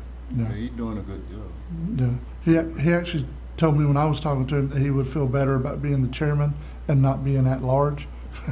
You know what I mean? So I think it's appropriate. Commissioner Bolt, you attended. Yes, so we're going to be rechanging his title. He's now interim chairman. Now he'll be officially the chairman of the board. Yes. Yes. Yes, sir. That's an action for them to take, but yes, Yeah. not that he has Yeah, a the district hospital seat and board he's will not do at that. large. Right. Commissioner Bolt, you're correct, sir. Yeah. That would be the move. Okay, any more discussion before we vote on this item? Do we have a second? Thought we did, Commissioner Lockley. Oh, did he? seconded. Okay. Mhm. Yes. Yeah, Commissioner Ward made the motion, Commissioner Lockley seconded. All right, seeing no further discussion, all in favor? Aye. Any opposed? That's unanimous, it passes. And if you would like, I don't think anybody else could squeeze in their reports between now and 10:35. That's when the public hearings are scheduled to start, so we can take Okay. a break until then. Yeah, let's do that. More so for public information, we'll be back at 10:35. Okay?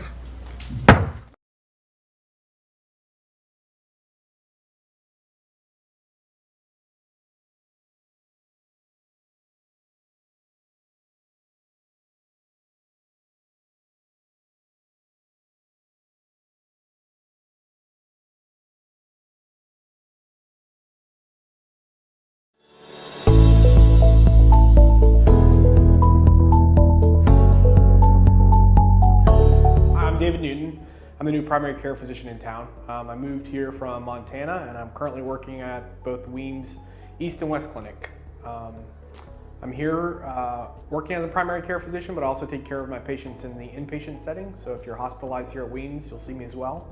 Or if you need to rehab after a significant event and you need to participate in our swing bed program, I'll also be taking care of you.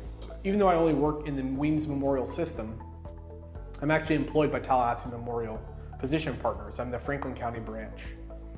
They've established a partnership, which I'm very grateful for, which allows me to be an employee of Tallahassee Memorial and work very closely with the numerous resources that they have, as well as working in the area that I wanted to work in, which is rural family medicine and practice in Apalachicola.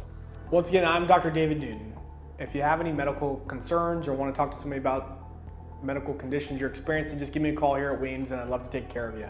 If you see me out in public, I'll probably be carrying around a little pug named Dr. Pepper. We'd love to talk to you. So just stop and say, hey, what's up? And I'd love to have a conversation with you or just shoot the breeze.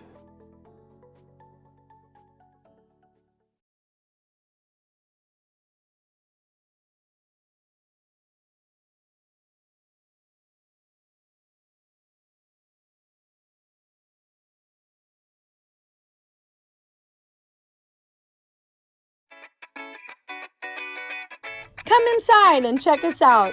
We have something for everyone.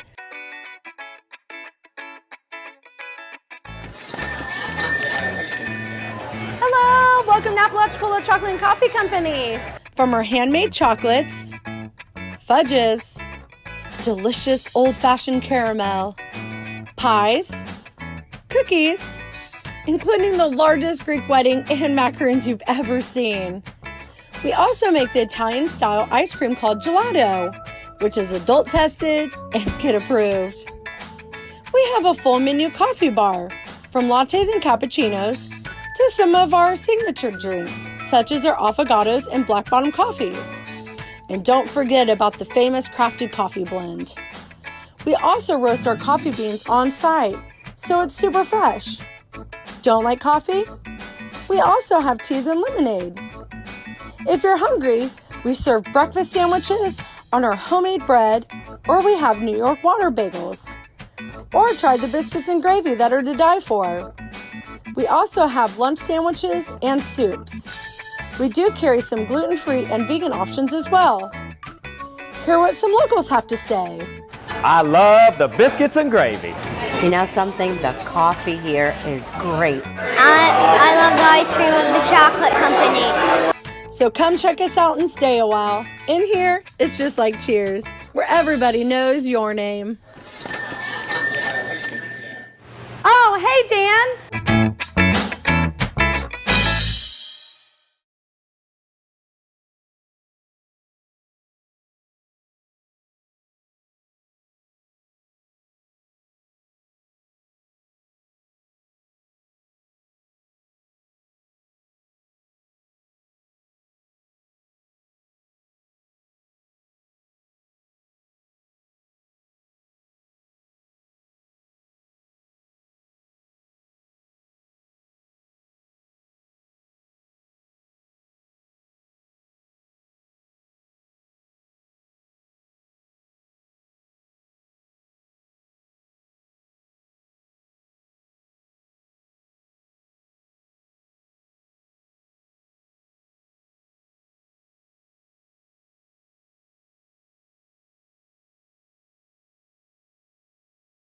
Hi, I'm Carol Landis. I'm a professional realtor in love with St. George Island.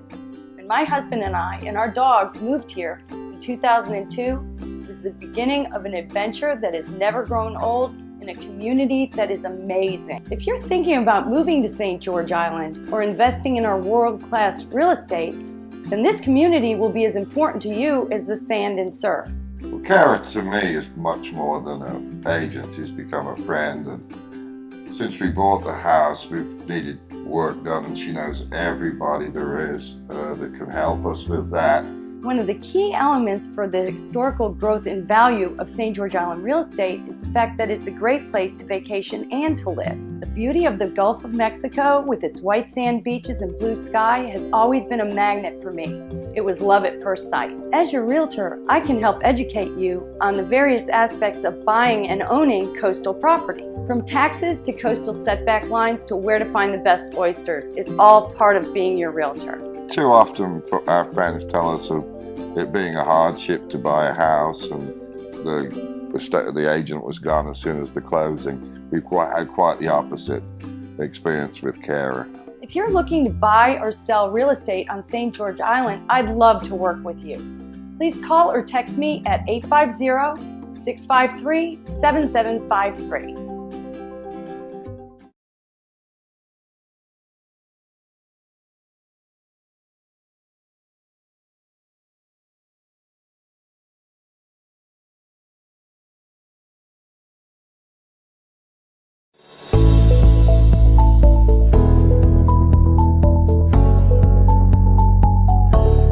In regards to our swing bed program, for critical access hospitals, we have these special designations called swing bed, which are inpatient rehab types of programs. We have a nice new physical therapy room with lots of new equipment, as well as occupational therapy. We'd love for you to take advantage of. If you've had something like a joint replacement or some sort of significant hospitalization where you've been weakened, you have a family member, for example, who's had those situations in a different area, and you'd like them close to you so you can visit them or check in on them regularly. We could always offer those services to your family members so you can be close to provide them with emotional and social support.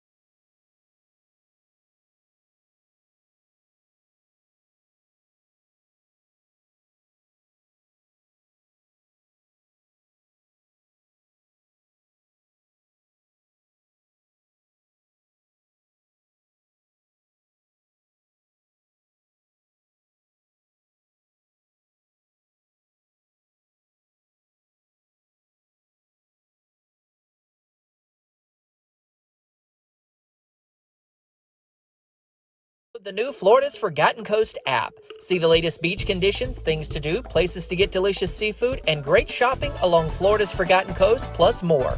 Also, check out the Explore the Forgotten Coast Passport and Forgotten Coast Foodie Passport to be entered for your chance to win a trip to the Forgotten Coast. Download the new Florida's Forgotten Coast app in the Apple App Store and Google Play Store. This mobile app brought to you by the Franklin County Tourist Development Council.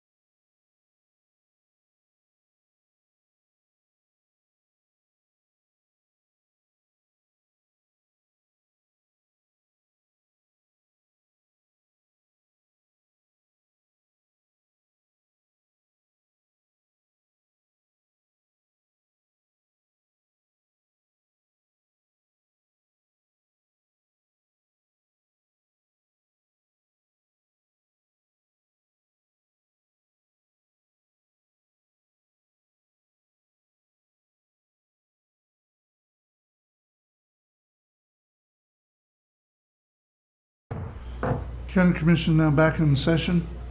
We're going to proceed with the first of our public hearings today because it's after 10:35. Courtney, go ahead.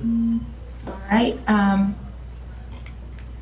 Okay, first up for the public hearing, we have an ordinance for rezoning for a 0.129 acre of land in section 31 Township 8, South Range 6 West from C1 Commercial Fishing District. And I did make a little typo. The actual zoning district that they're changing to is correct. They are going to a commercial recreational district, but it says C4 instead of C3. So they're actually going from C1 to C3 commercial recreational district. Okay. So I have a question, Courtney. Okay. Number one, with this,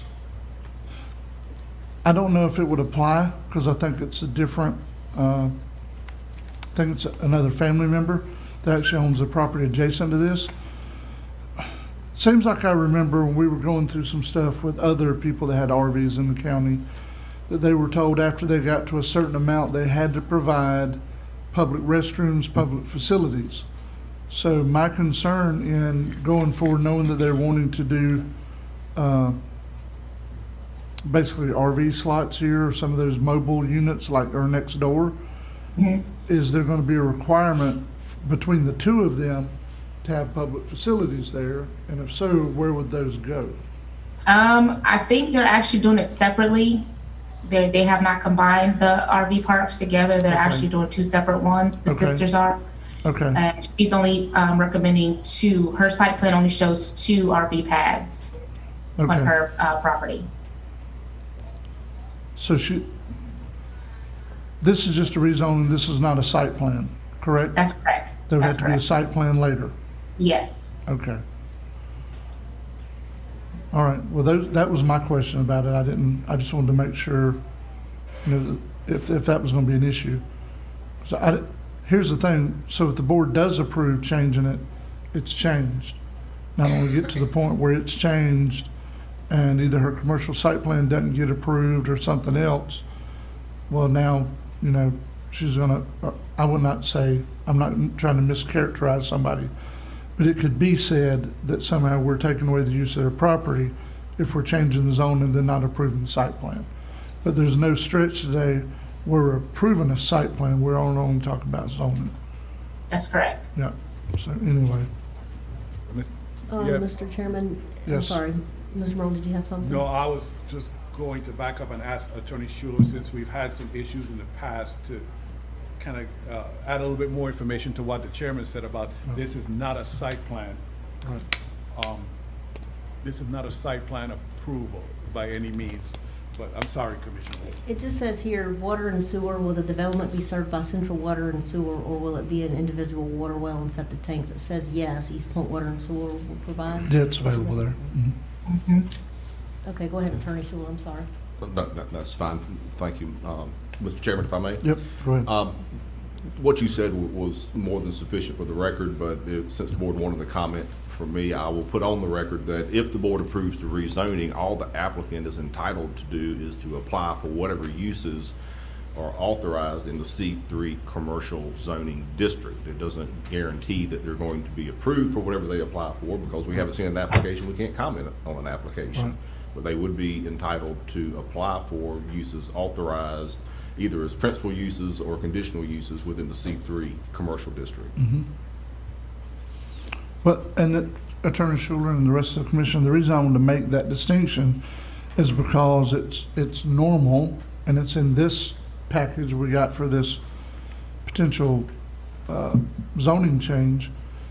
They include a site plan as like, this is what I'm thinking, to make sure there's enough room, you know what I mean? But it's not a final site plan. That's why I was making the distinction, because it's included there. But it's not, we're not approving the site, that's all. The only thing that the board is in a procedural position to make a decision on today is the request for the rezoning. The board is not in a procedural position to make any decision on a site plan at this time.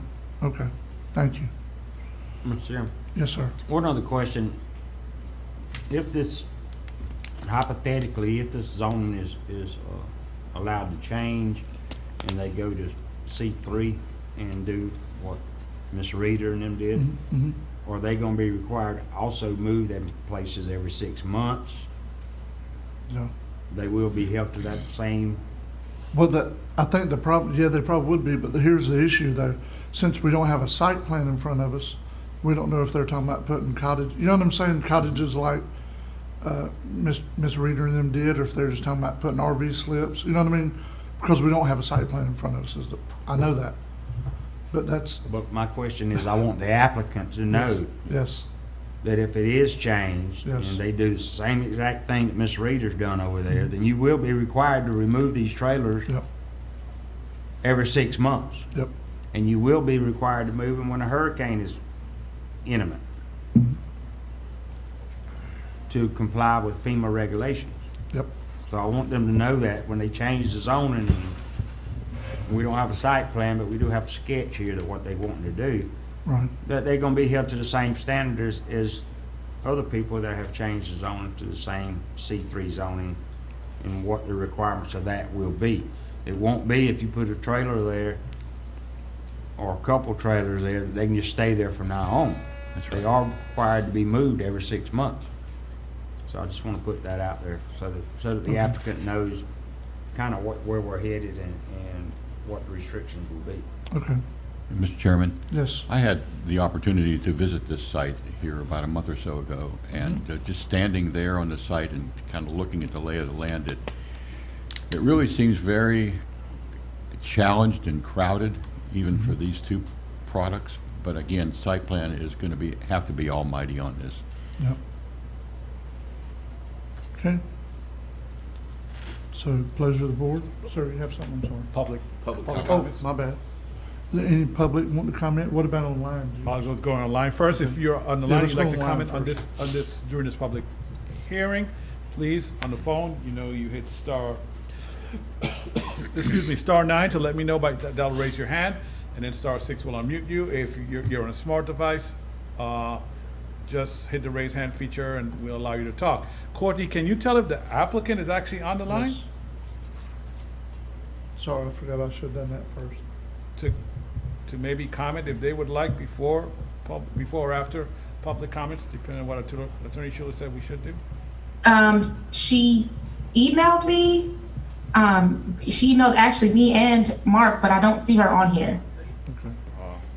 Okay, if the applicant is at that number, there's a 247-9682.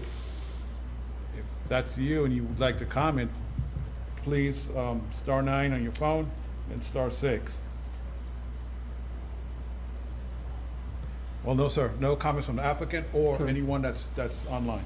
Okay, what about in the room? Anyone have a comment on this potential zoning change? Okay, so now it goes to the commissioners, correct? Yes, sir. Okay. What's the pleasure of the board?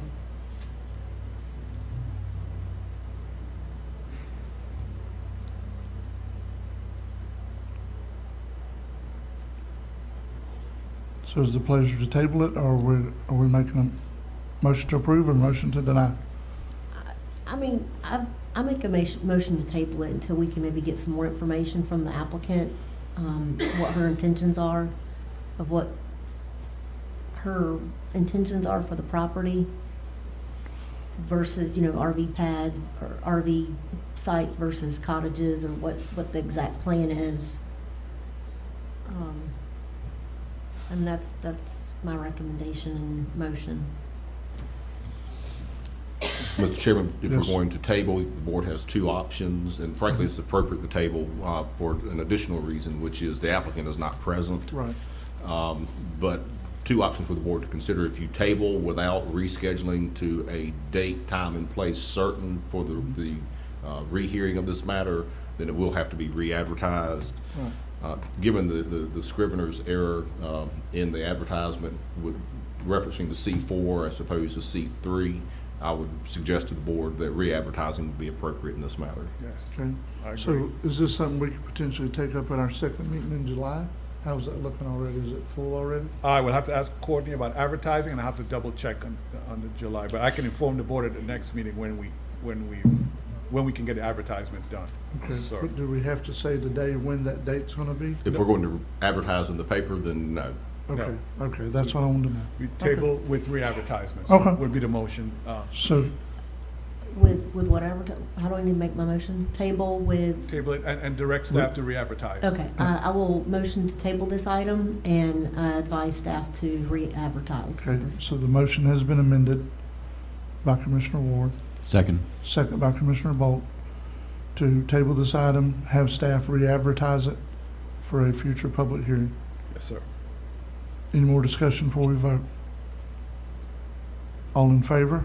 Aye. All opposed? That's 4-0, unanimous. All right, Courtney, proceed.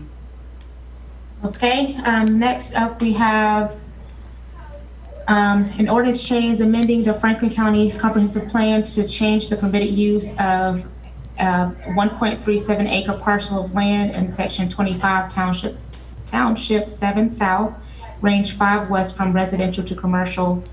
This is for the Blakely. Okay.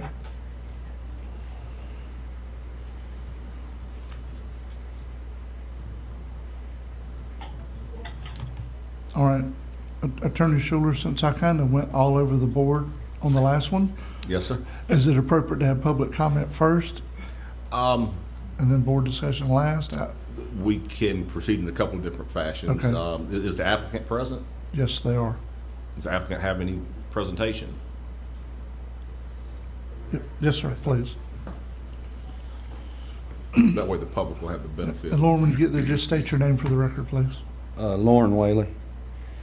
The only thing that I would add to what we've already submitted is we were able to open early at a commercial site within the city limits of Caryville on May 12th. And as of today, we've served a little over 3,000 meals, between $30,000 and $50,000 in total sales. We paid about $1,800 in county tax, the county portion of our taxes. We've given about $1,000 worth of discounts to veterans and law enforcement, and we've donated $300 back to the Camp Gordon Johnston Museum. And so we hope that we've established ourselves as some pillars within the community, and that y'all consider our requests so we can move forward. We started this in February. I don't know why it takes this long, but it's ridiculous. This is too long to wait to be able to run a business. Mr. Chairman? Yes. I don't think Mr. Whaley is the property owner. Is the property owner present? We just get a statement on the record from the property owner that this is something that you want the board to consider changing the land use and zoning of your property, ma'am? My name is Mary Lawhon, and I am the owner of Blakey's Beach LLC, who is the property owner. It's titled in that name, and I fully approve and agree with everything that Mr. Whaley wants to do. Okay, thank you, ma'am. Thank you. All right, well, is there anyone that wants to comment online? Anyone online would like to comment on this issue, please, we ask that you either use the raise hand feature on your smart device, or if you're on the phone, please *9 to raise your hand. No, sir, no one online has asked to comment. Is there anyone else in the room that wants to make a comment on this action item potentially? Okay, seeing none other, commissioners? I'll make a motion to approve. Okay, we have a motion to approve. Second. By Commissioner Ward, second by Commissioner Bolt. Any discussion before we vote?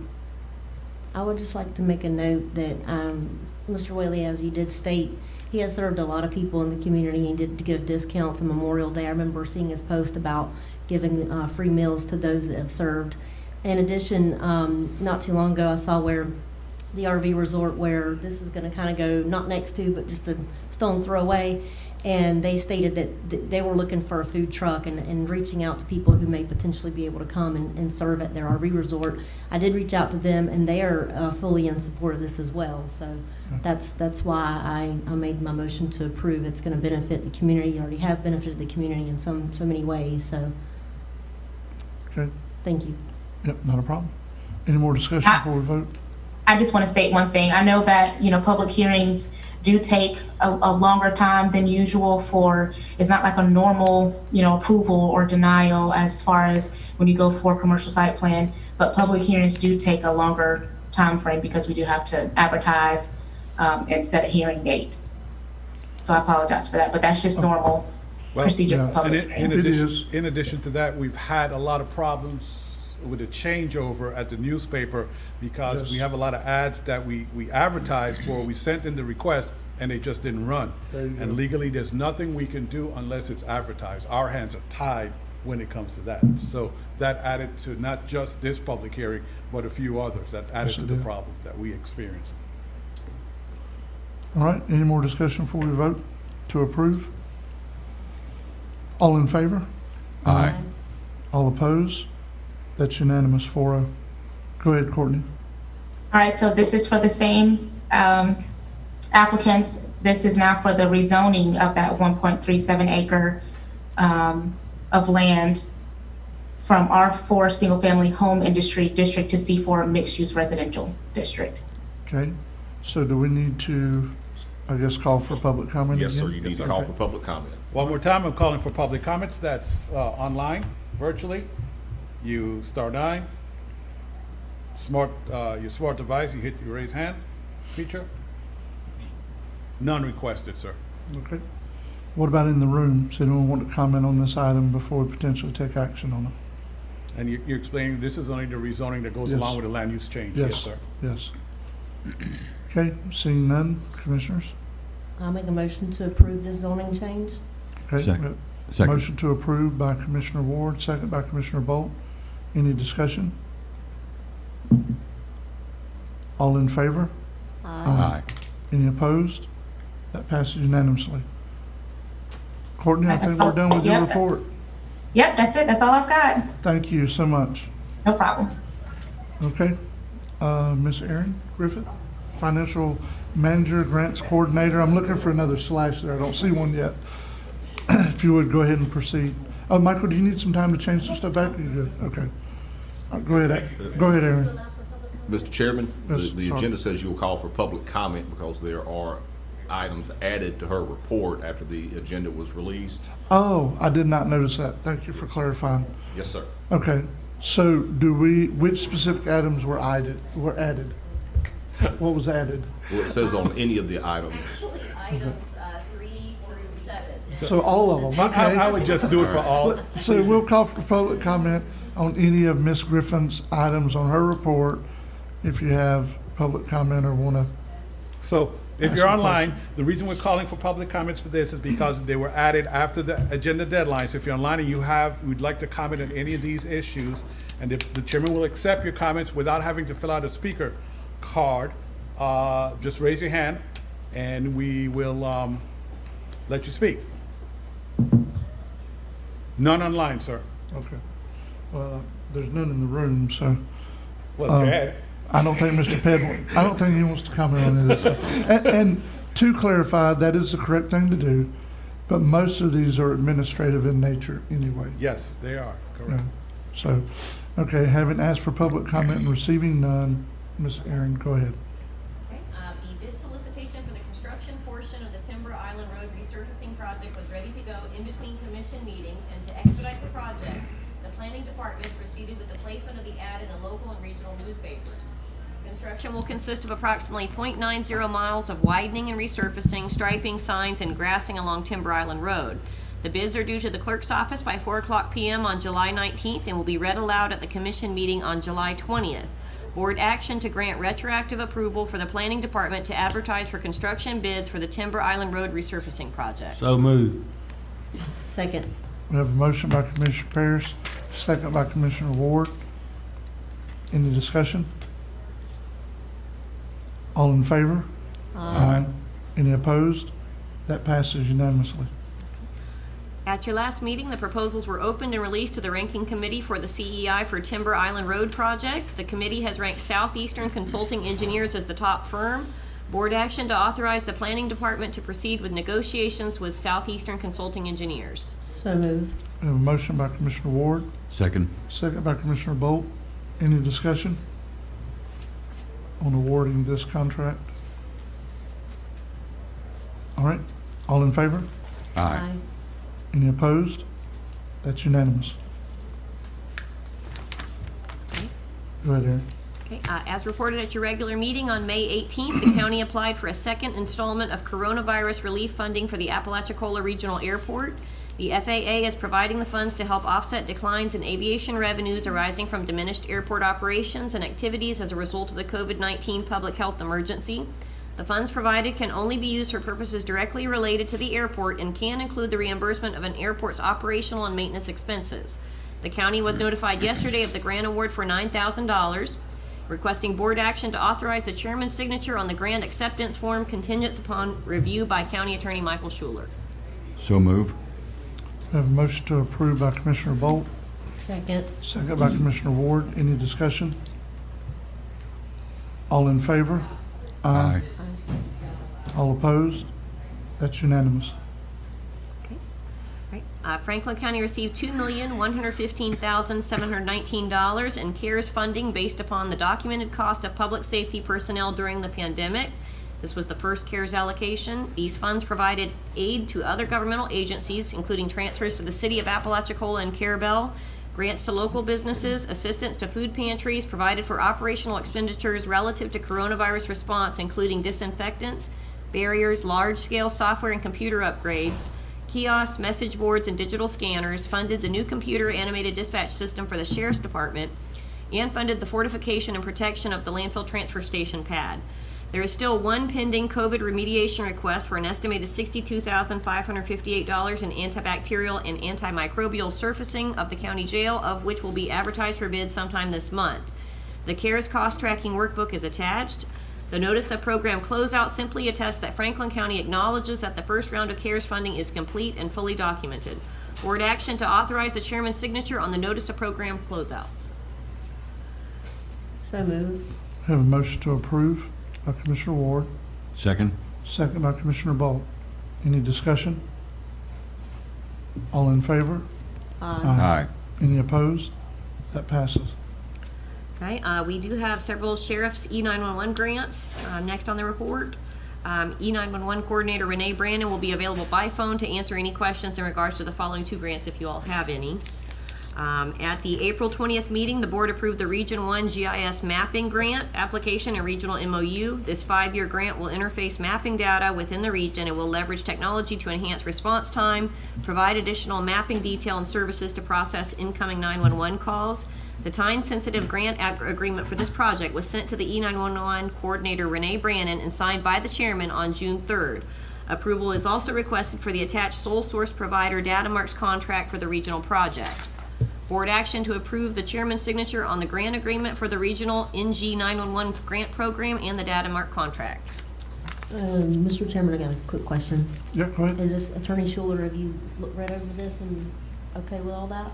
I have not looked at the latest document, no, but this is a continuation of the Datamark, essentially this regional agreement that we're all locked into. We don't really have any discretion. I mean, every, 11 counties, I think, are all bound up in this. Same thing, yes. So move to approve. Okay, we have a motion to approve by Commissioner Ward, Second. second by Commissioner Bolt. Any discussion? All in favor? Aye. Any opposed? That passes 3-0, Jessica. Okay. Also at the April 20th meeting, the board signed the grant agreement for the E911 Rapid Deploy Grant. This $63,960 grant is part of the Tri-County Rural Grant for 5 years of software licensing that will interface the newly updated mapping data with the E911 system at the Sheriff's Department. The Rapid Deploy system will combine mapping and data analytics with cloud-based software. This grant will fund the replacement of the existing Geocom software. Rapid Deploy is the sole source provider, and the board's approval of the attached software as a service agreement is requested. Board action to approve the chairman's signature on the attached Rapid Deploy software as a service agreement. Pleasure of the board. So moved. Have a Second. motion by Commissioner Ward, Second. second by Commissioner Bolt. Any discussion? All in favor? Aye. Any opposed? That also passes 3-0, Jessica. Each year, the Sheriff's Department applies for funding through the Edward Byrne Memorial Justice Assistance Grant Program. The 2021 value of the grant is $34,832 and provides funding for certain law enforcement activities and personnel. Board action to authorize the chairman to sign the acceptance of federal funding assistance for the Sheriff's JAG grant. So moved. We have a motion to approve by Commissioner Ward, And second? second by Commissioner Bolt. Any discussion? I have a question, Aaron. Okay. When we're looking at budget times, are these JAG grants usually estimated and put in the budgets that are approved? They are. Okay. Yep, the JAG Okay. grant will actually show up as, the sheriff's budget will actually be a high number, and then you'll see the grant actually is less the grant amount and then the amount that the county funding provides. Okay. Thank you for that clarification. Any more discussion before we vote? All in favor? Aye. Any opposed? That also passes 3-0, Jessica. And at your last meeting, I incorrectly reported the percentage increase in the 2020 to 2021 taxable value. The values were reported correctly. However, the percentage increase as reported at 13.81% was the 2-year increase in taxable value from the 2019 values, not the 1-year rate of increase from 2020 to 2021 taxable value, which is 7.92%. It is still the highest rate of appreciation as seen by Franklin County since the crash of the housing market almost 15 years ago, but not a double-digit 1-year increase in taxable value that was previously reported. I would also like to make the public aware that this reported number is an increase in the overall taxable value of property for Franklin County, not an increase in the tax rate. Okay. Sounds good. Anyone have any questions for Ms. Aaron? Or concerns? Or if not, I think we all know where to reach her at. Yeah. Thank you, Aaron, for your report. All right, Mr. Morone, so you're going to be on number 4? Yes, sir. We go straight to number 4 on page 9. Please Road- proceed. Road paving change orders. The following are updates and change orders to the paving project. In District 1, the board at the May 4th meeting approved a $63,180 change order for asphalt and striping on sections of 5th, 6th, and 7th Streets on St. George Island. Chairman Jones would like to void that change order and replace it with a $192,050 change order to pave Power Drive and Smith Street in East Point. In District 2, Commissioner Bolt submitted Jeff Sanders Road and Eden Bob Street for work. However, more specific information is required before Roberts & Roberts can provide a quote. He provided me that information yesterday, so we should have a quote for that at your next meeting, sir, and we'll be ready to go forward with that. Thank Okay? you. District 3, Roberts & Roberts should be finalizing paving the Chapman parking lot at the eastern end of MLK Junior Street. That's referred to as the road to the fish cleaning table. I'm sorry. Paving the Chapman parking lot and the eastern end of MLK Street Road, which is the road to the fish cleaning table. It's 2 different projects. Parking striping was not included in the original quote for the Chapman parking lot. Should staff request a quote for striping? I talked to Commissioner Lockley. He is in favor of that. Yep. So what I would do, as I see Clay is there. Clay, you don't have to speak, but I'll go to Clay to do an overlay. We will take that overlay and send it to Roberts & Roberts so they can do the striping, because we want to make sure there's adequate handicap parking for the doctor's office and also for the entrance to where you get in to go to the place. That'll be 2 separate sets of handicap parking. Yep.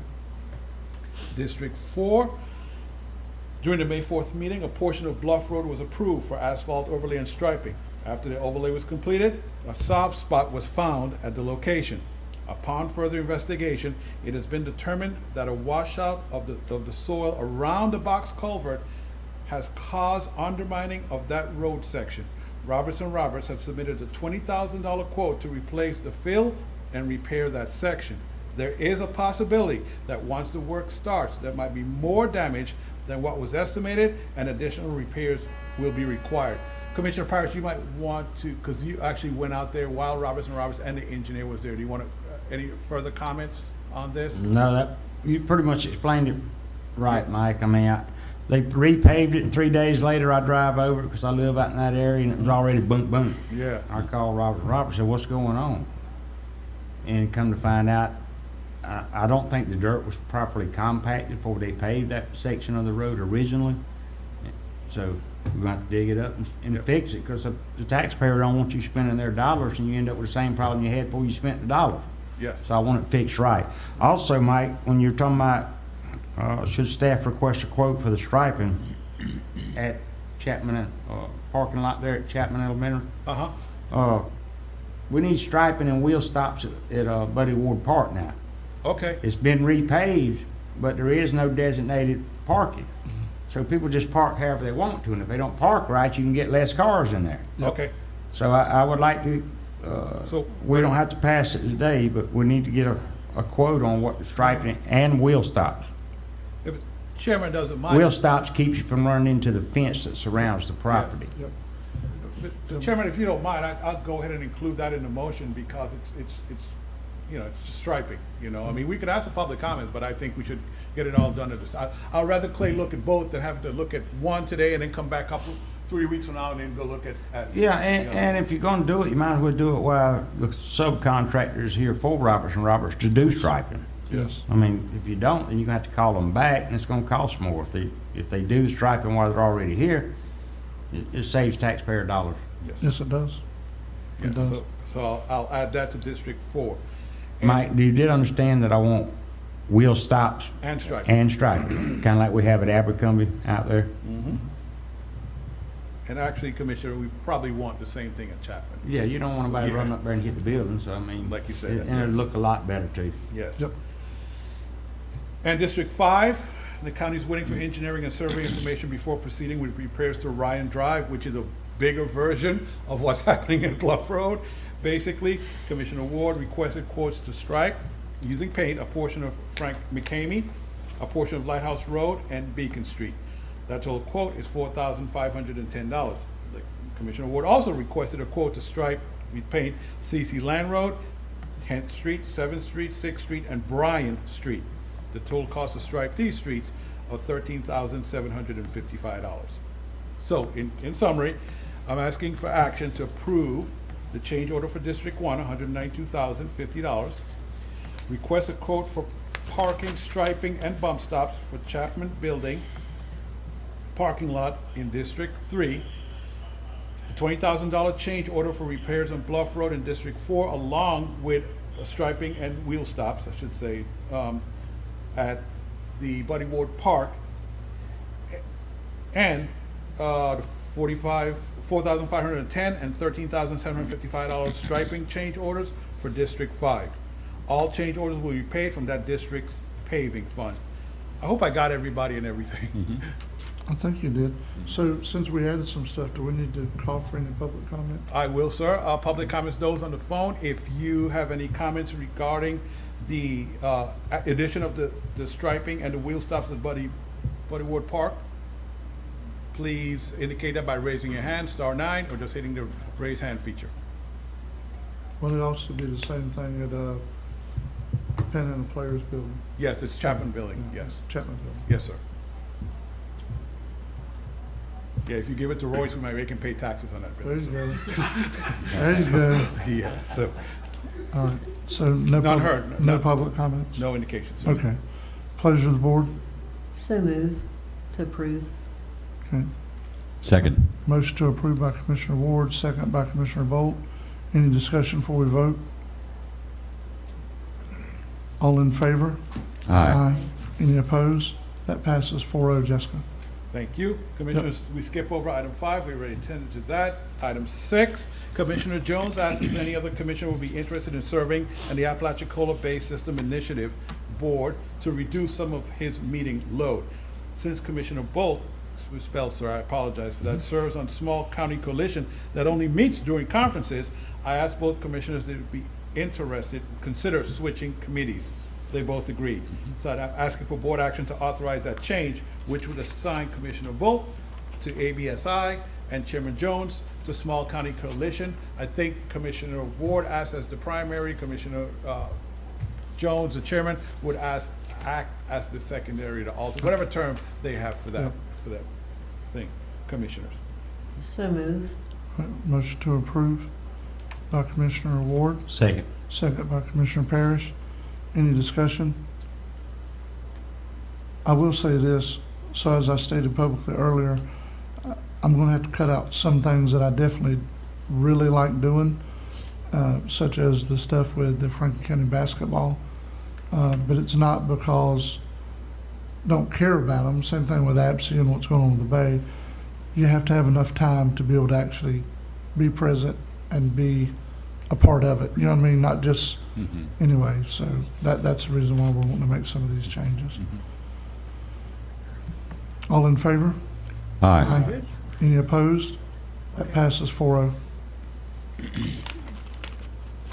Okay, item 7. The rehab project at 579 Ridge Road is almost complete. And this is based on Community Action Agency. They're the ones managing the donated funds for the East Point Fire.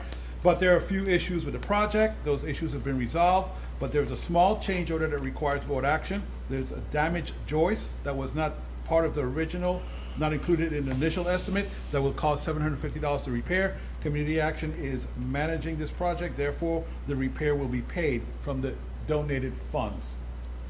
So moved. We have a motion to approve by Commissioner Parrish, Second. second by Commissioner Ward. Any discussion? Michael, after we approve this today, I think going forward, we do need to get another update because it's been a while Right. on how much is actually left. You sound like Angela, so she's probably going to be here at your next meeting to That's give all you a good. full update. I think there's Okay. one project left and she wants to Right. make sure you guys have any questions, what was done, and they're getting ready for closeout themselves. Yes, well, and not only for us, so the public at large will know as well. Yes, okay. How those funds have been handled, what's left. So I know she's What's probably being done watching, with it. so Angela, you will be at the July 6th meeting. All right. Okay. Item 9. Oh, well, Aaron's- oh, all in sorry. favor? Aye. Aye. Any opposed? That passes unanimously. Okay. I should know better than that, huh? Not like I'm here, not here, the 2 meetings. Erin's basically saying she approved, she discussed number 9 on her report. I just want to make sure you got. Item number 1. As item number 1, that you guys did realize and were good that we went ahead and advertised that so we can get to that. So Yeah. we can consider that done if you Yeah. guys don't mind. Yep. Good? All right. So, item 10, I was informed by the Florida Association of Counties that the ethics class held here on Saturday, May 15th, will be credited for the 2021 year, not 2020. So, I say that, let me talk a little bit more than what I have written down. So basically, we were trying to get where we would get one for 2020 because of COVID. We could not. We tried on many occasions. At one point, Commissioner Lockley had COVID. Then the attorney couldn't make it. That's right. Another time we had COVID. So, and this is a discussion I'll tell you guys that I had with Commissioner Parrish. So, it's a good idea that he had. Would the board consider authorizing the chairman to sign a letter stating that the board tried on numerous occasions during 2020 to schedule an ethics class, but because of COVID was not able to? And I could put specifics in the letter. The letter would accompany any reports that you are asked if your 2020 ethics training was completed. Guys, on some of your reports, you got to check that box. And so, On your, Commissioner Ward, I don't think you Yes. would have to. On your disclosure. Yeah, on your financial disclosures, you have to check that. box. Yes. Mine is for 2021 according to this, since they're not recognizing 2020 and 2021 together. I think are they offering another class at the FAT conference next week? I think they are. They aren't do, but it can't be for last year's. Yeah. That's the issue. You guys are pretty good. You're good for this year. I was trying to get that class for last year, and then we do another class again at some point in the future to cover for this year. But they're saying, no, that class for 2021, you're good. All you guys are good. The problem is 2020. So what again, Commissioner Parrish said, excellent idea. We do a letter, get the chairman to sign. Every report you submit where you cannot check the box why we didn't have a 2020 class. There's a letter in there to back up why we couldn't have the class. Right. So again, Should we get a copy of that letter to add to our Oh, you will, application? yes. Oh, yes, what I'm saying, yes, sir. To yes, turn sir. in with your financial disclosure. Okay. It's due When you have to pretty send quick. that to the ethics, you need a copy of this letter to go with it. Yes, that's So when they look down in that box ain't checked, we need to send on the county letterhead why the box is not checked. Right. I mean, it's in our minutes several different times where I've asked and other people have asked, Yeah. when is our ethics training gonna be? And he'd reach out and the man never would get back with us. Either he didn't wanna be in the meeting room, or we couldn't have enough people in the meeting room in order for him to make $1. Right. I don't know what the problem was. We've never had this problem before. And also, Michael, in that letter, it needs to make reference that a lot of us have done it at the conferences, but we didn't have the county conference last year either. So there was a number of things, most of it attributed to COVID. And we were dealing with a number of things. The chairman had COVID, another commissioner had COVID. So everything just didn't work out, but I don't know how to straighten it out. I've never missed a class ever since it's been required. You know, so I don't know how to straighten it out other than send this letter so that they know specifically, and they have a copy which will be on record as to why we were not able to secure that class for last year. I think something is better than nothing, Commissioners. Yep, I do too. As it deals with this, you know. Well, I'm not trying to get us too far down the rabbit hole, but I want to refer to Attorney Schuler. Attorney Schuler, have you had any discussions at all with anybody from the association, the Florida Association that you're a part of? No, sir, I about have. this kind of deal? Okay. No, sir, not that I can recall. I mean, Okay. COVID was a crazy year, and we talked about a lot of things. Okay. So- But I will give some consideration of reaching out to the Ethics Commission and chatting with them and let them know what's going on, so that they at least don't just receive a cold letter with no pre-notice of what's going on. So I think we're fine with proceeding what's being asked today, but if we have to address it or readdress it, then we will. Yes, sir. Okay, that's what I wanted to determine. I'll make a motion to approve. Okay, we have a motion by Commissioner Ward, Second. second by Commissioner Bolt. Any more discussion? All in favor? Aye. Any opposed? That's unanimous, 4-0. Mr. Chairman? Yes. Mike, when you draft the letter, if you would send it to me as a placeholder so I'll know to make my communication. I'll prefer you look it over first before I sign it anyway, so yeah. All right. Go ahead, sir. All right, my last action item, last week, Ms. Deborah Belcher, your CDBG administrator, submitted the CDBG closeout documents. The documents reports include the original $700,000 grant plus all the additional funds from the East Point wildfire. The document package was due yesterday, so I asked the chairman to sign the necessary forms last week and get them to Ms. Belcher in time to meet yesterday's deadline. Board action to ratify the chairman's signature on the CDBG grant closeout documents. So move. I have a Second. motion to approve by Commissioner Ward, second by Commissioner Bolt. Any discussion on this item? Hip hip hooray. Yeah, right? All right, all in favor? Aye. Any opposed? That passes unanimous. One information item I'd like to put on record at your May 18th meeting, I informed the board that Mr. Patterson received his provisional building official license. I stated that Mr. Patterson would assume the role and receive a pay raise at as the county's billing official effective May 15th. But in my report, I mistakenly typed March 15th. For the record, Mr. Patterson assumed the responsibility as the county's billing official along with the new salary effective May 15th. I needed that in there especially for the clerk's finance office so they can have the justification of the correct date for changing his salary. Number 13, you can get back to me when you can, and 14, it speaks for itself what it is. The flyer is included in your packet. And Commissioners, that's all I have for, well, I have a couple more things. One more time, I'm going to remind everybody, this afternoon's public workshop is not being streamed. We usually do not live stream public workshops. So it's not being live streamed. So if you want to participate or view it, the public, you've got to log into Zoom. Or come in the room.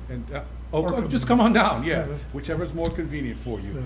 And the other thing, so courtroom changes, like we had to pause when everyone came in the room. So I don't know if you guys are aware, so the Chief Justice of the Florida Supreme Court signed one of his orders here a couple of weeks ago, week and a half ago, that allows all the circuits to start the gradual change of removing, and thank God the clerk is here to help me out, of removing the 6 feet social distancing and mask wearing. And so in talking to actually the court technology, not the court trial marshal, but Core Technology, we were talking about it because we'll have to remove all those microphones that you see standing in the side there, et cetera, a couple other changes. Some of these markings are going to go up. I say some because the Court Tech people informed me that in that executive order, they are still supposed to leave a certain area in the courtroom from anyone that wants to social distance. How they're going to do that, I don't know. So at some point in July, you're going to see some of these markings go away, but perhaps not all. So I just kind of wanted to inform you guys in case you see the change or your constituents ask you about what's going on. But I'll say one more time, for those that haven't heard it the other 3 or 4 times that we've talked about it, at meetings, these markings are not the county's markings. These are for we share a room with the county court. The county court, that's their thing. That's not ours. As far as we're concerned, you come on in and you sit wherever you can sit, where there's available seats. And that wraps up my report today, unless you guys have anything for me. Mr. Chairman? Yes. Yeah, one thing, Mike, when we gonna get the cameras at Abercrombie boat launch? I would check, because I checked a few weeks ago and he said they were on order. Okay, So, I didn't know, I was just yeah. needing an update because, it's been years and I'm Yeah. ready for something to happen. I know we've gotten 2 more bids, still Yeah. nothing's happening. Well, I thought he was going to do the old jail and then Abercrombie at the same time. He said no, he had to order specialty cameras for Abercrombie because there's a license plate camera, a Right. couple other things that he has to Okay, order for there. as long as we're moving forward. Yes, Moving forward. yes, we are, and I'll double check with him. And speaking of that, the street sweeper. I saw the Oh, email yes, yesterday. yes. Did you get one? No, Not no. yet, sir. Unfortunately, I wish I had good news for you, Commissioner, but again, there's still, what is it, a control? Oh, gosh, There's some part that they're all delays in the looking for. plastic components. Yeah. So that's, they say that we are top of the list as far as delivery is concerned. We just don't know. Did they give us any kind of date, Aaron, or still not? Not yet. He mentioned that, some other forklift provider was saying 8 to 10 months for new orders, but we did actually process the order in January, so we should be getting close. So, Commissioner Ward, we'll get it by the time winter comes here. We won't need, I'm just kidding. Well, I do know that they're having trouble with chips for cars, these new cars, Yep. because the manufacturer, they can't make the chips, COVID related, I'm not sure, but they're having issues with getting chips that go in these cars now, so I don't know if that's kind of the same thing, but It yeah, is, you yeah. go to a car lot right now, they don't have many cars because the chips, they're not making them as quickly as they used to. So I guess the sweepers fall into that same category. Crazy. Yes, ma'am. Cars used to run off motors, not I electronic. know, right? Yeah. Well, Yeah. everything's technologically advanced nowadays. Well, that's what they say. Yeah, more stuff to break, more costly to fix. Yes. Okay, thank you for that update about the sweeper. All right, so is that it for, anybody have any other concerns for Mr. Morone while we're here? All right, Attorney Schuler, it's over to you, sir. Mike, do you have that map that property appraiser emailed? Yeah, but if you Well, never start mind. talking. No. You sure? We're moving forward. We're not slowing down. The last board meeting, the board asked me to schedule a public hearing for the purpose of expanding the geographic boundaries of the Leave No Trace ordinance to include Carabel Beach. Generally speaking, that includes the area that runs from the west end of the Carabel Beach Park all the way over to include the land to the far east McKissick of Beach. Old Carabel Beach, the point basically. My question to the board is, I'm requesting guidance from you. Do you want me to include any other public beach areas within the county? At present, that only includes the public beaches on St. George Island. We're considering, or you direct me to present to you a ordinance to consider expanding to the public beaches along Carabel Beach. Essentially, does the board want me to also include the public beaches at Alligator Point? Private beaches and private property are excluded from the Leave No Trace ordinance. I definitely would like you to do that as well. We've continued to see some violations and trespasses in those areas. So I can get that by board direction. Okay.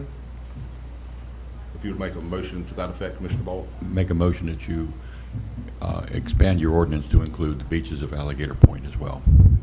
Yes, sir.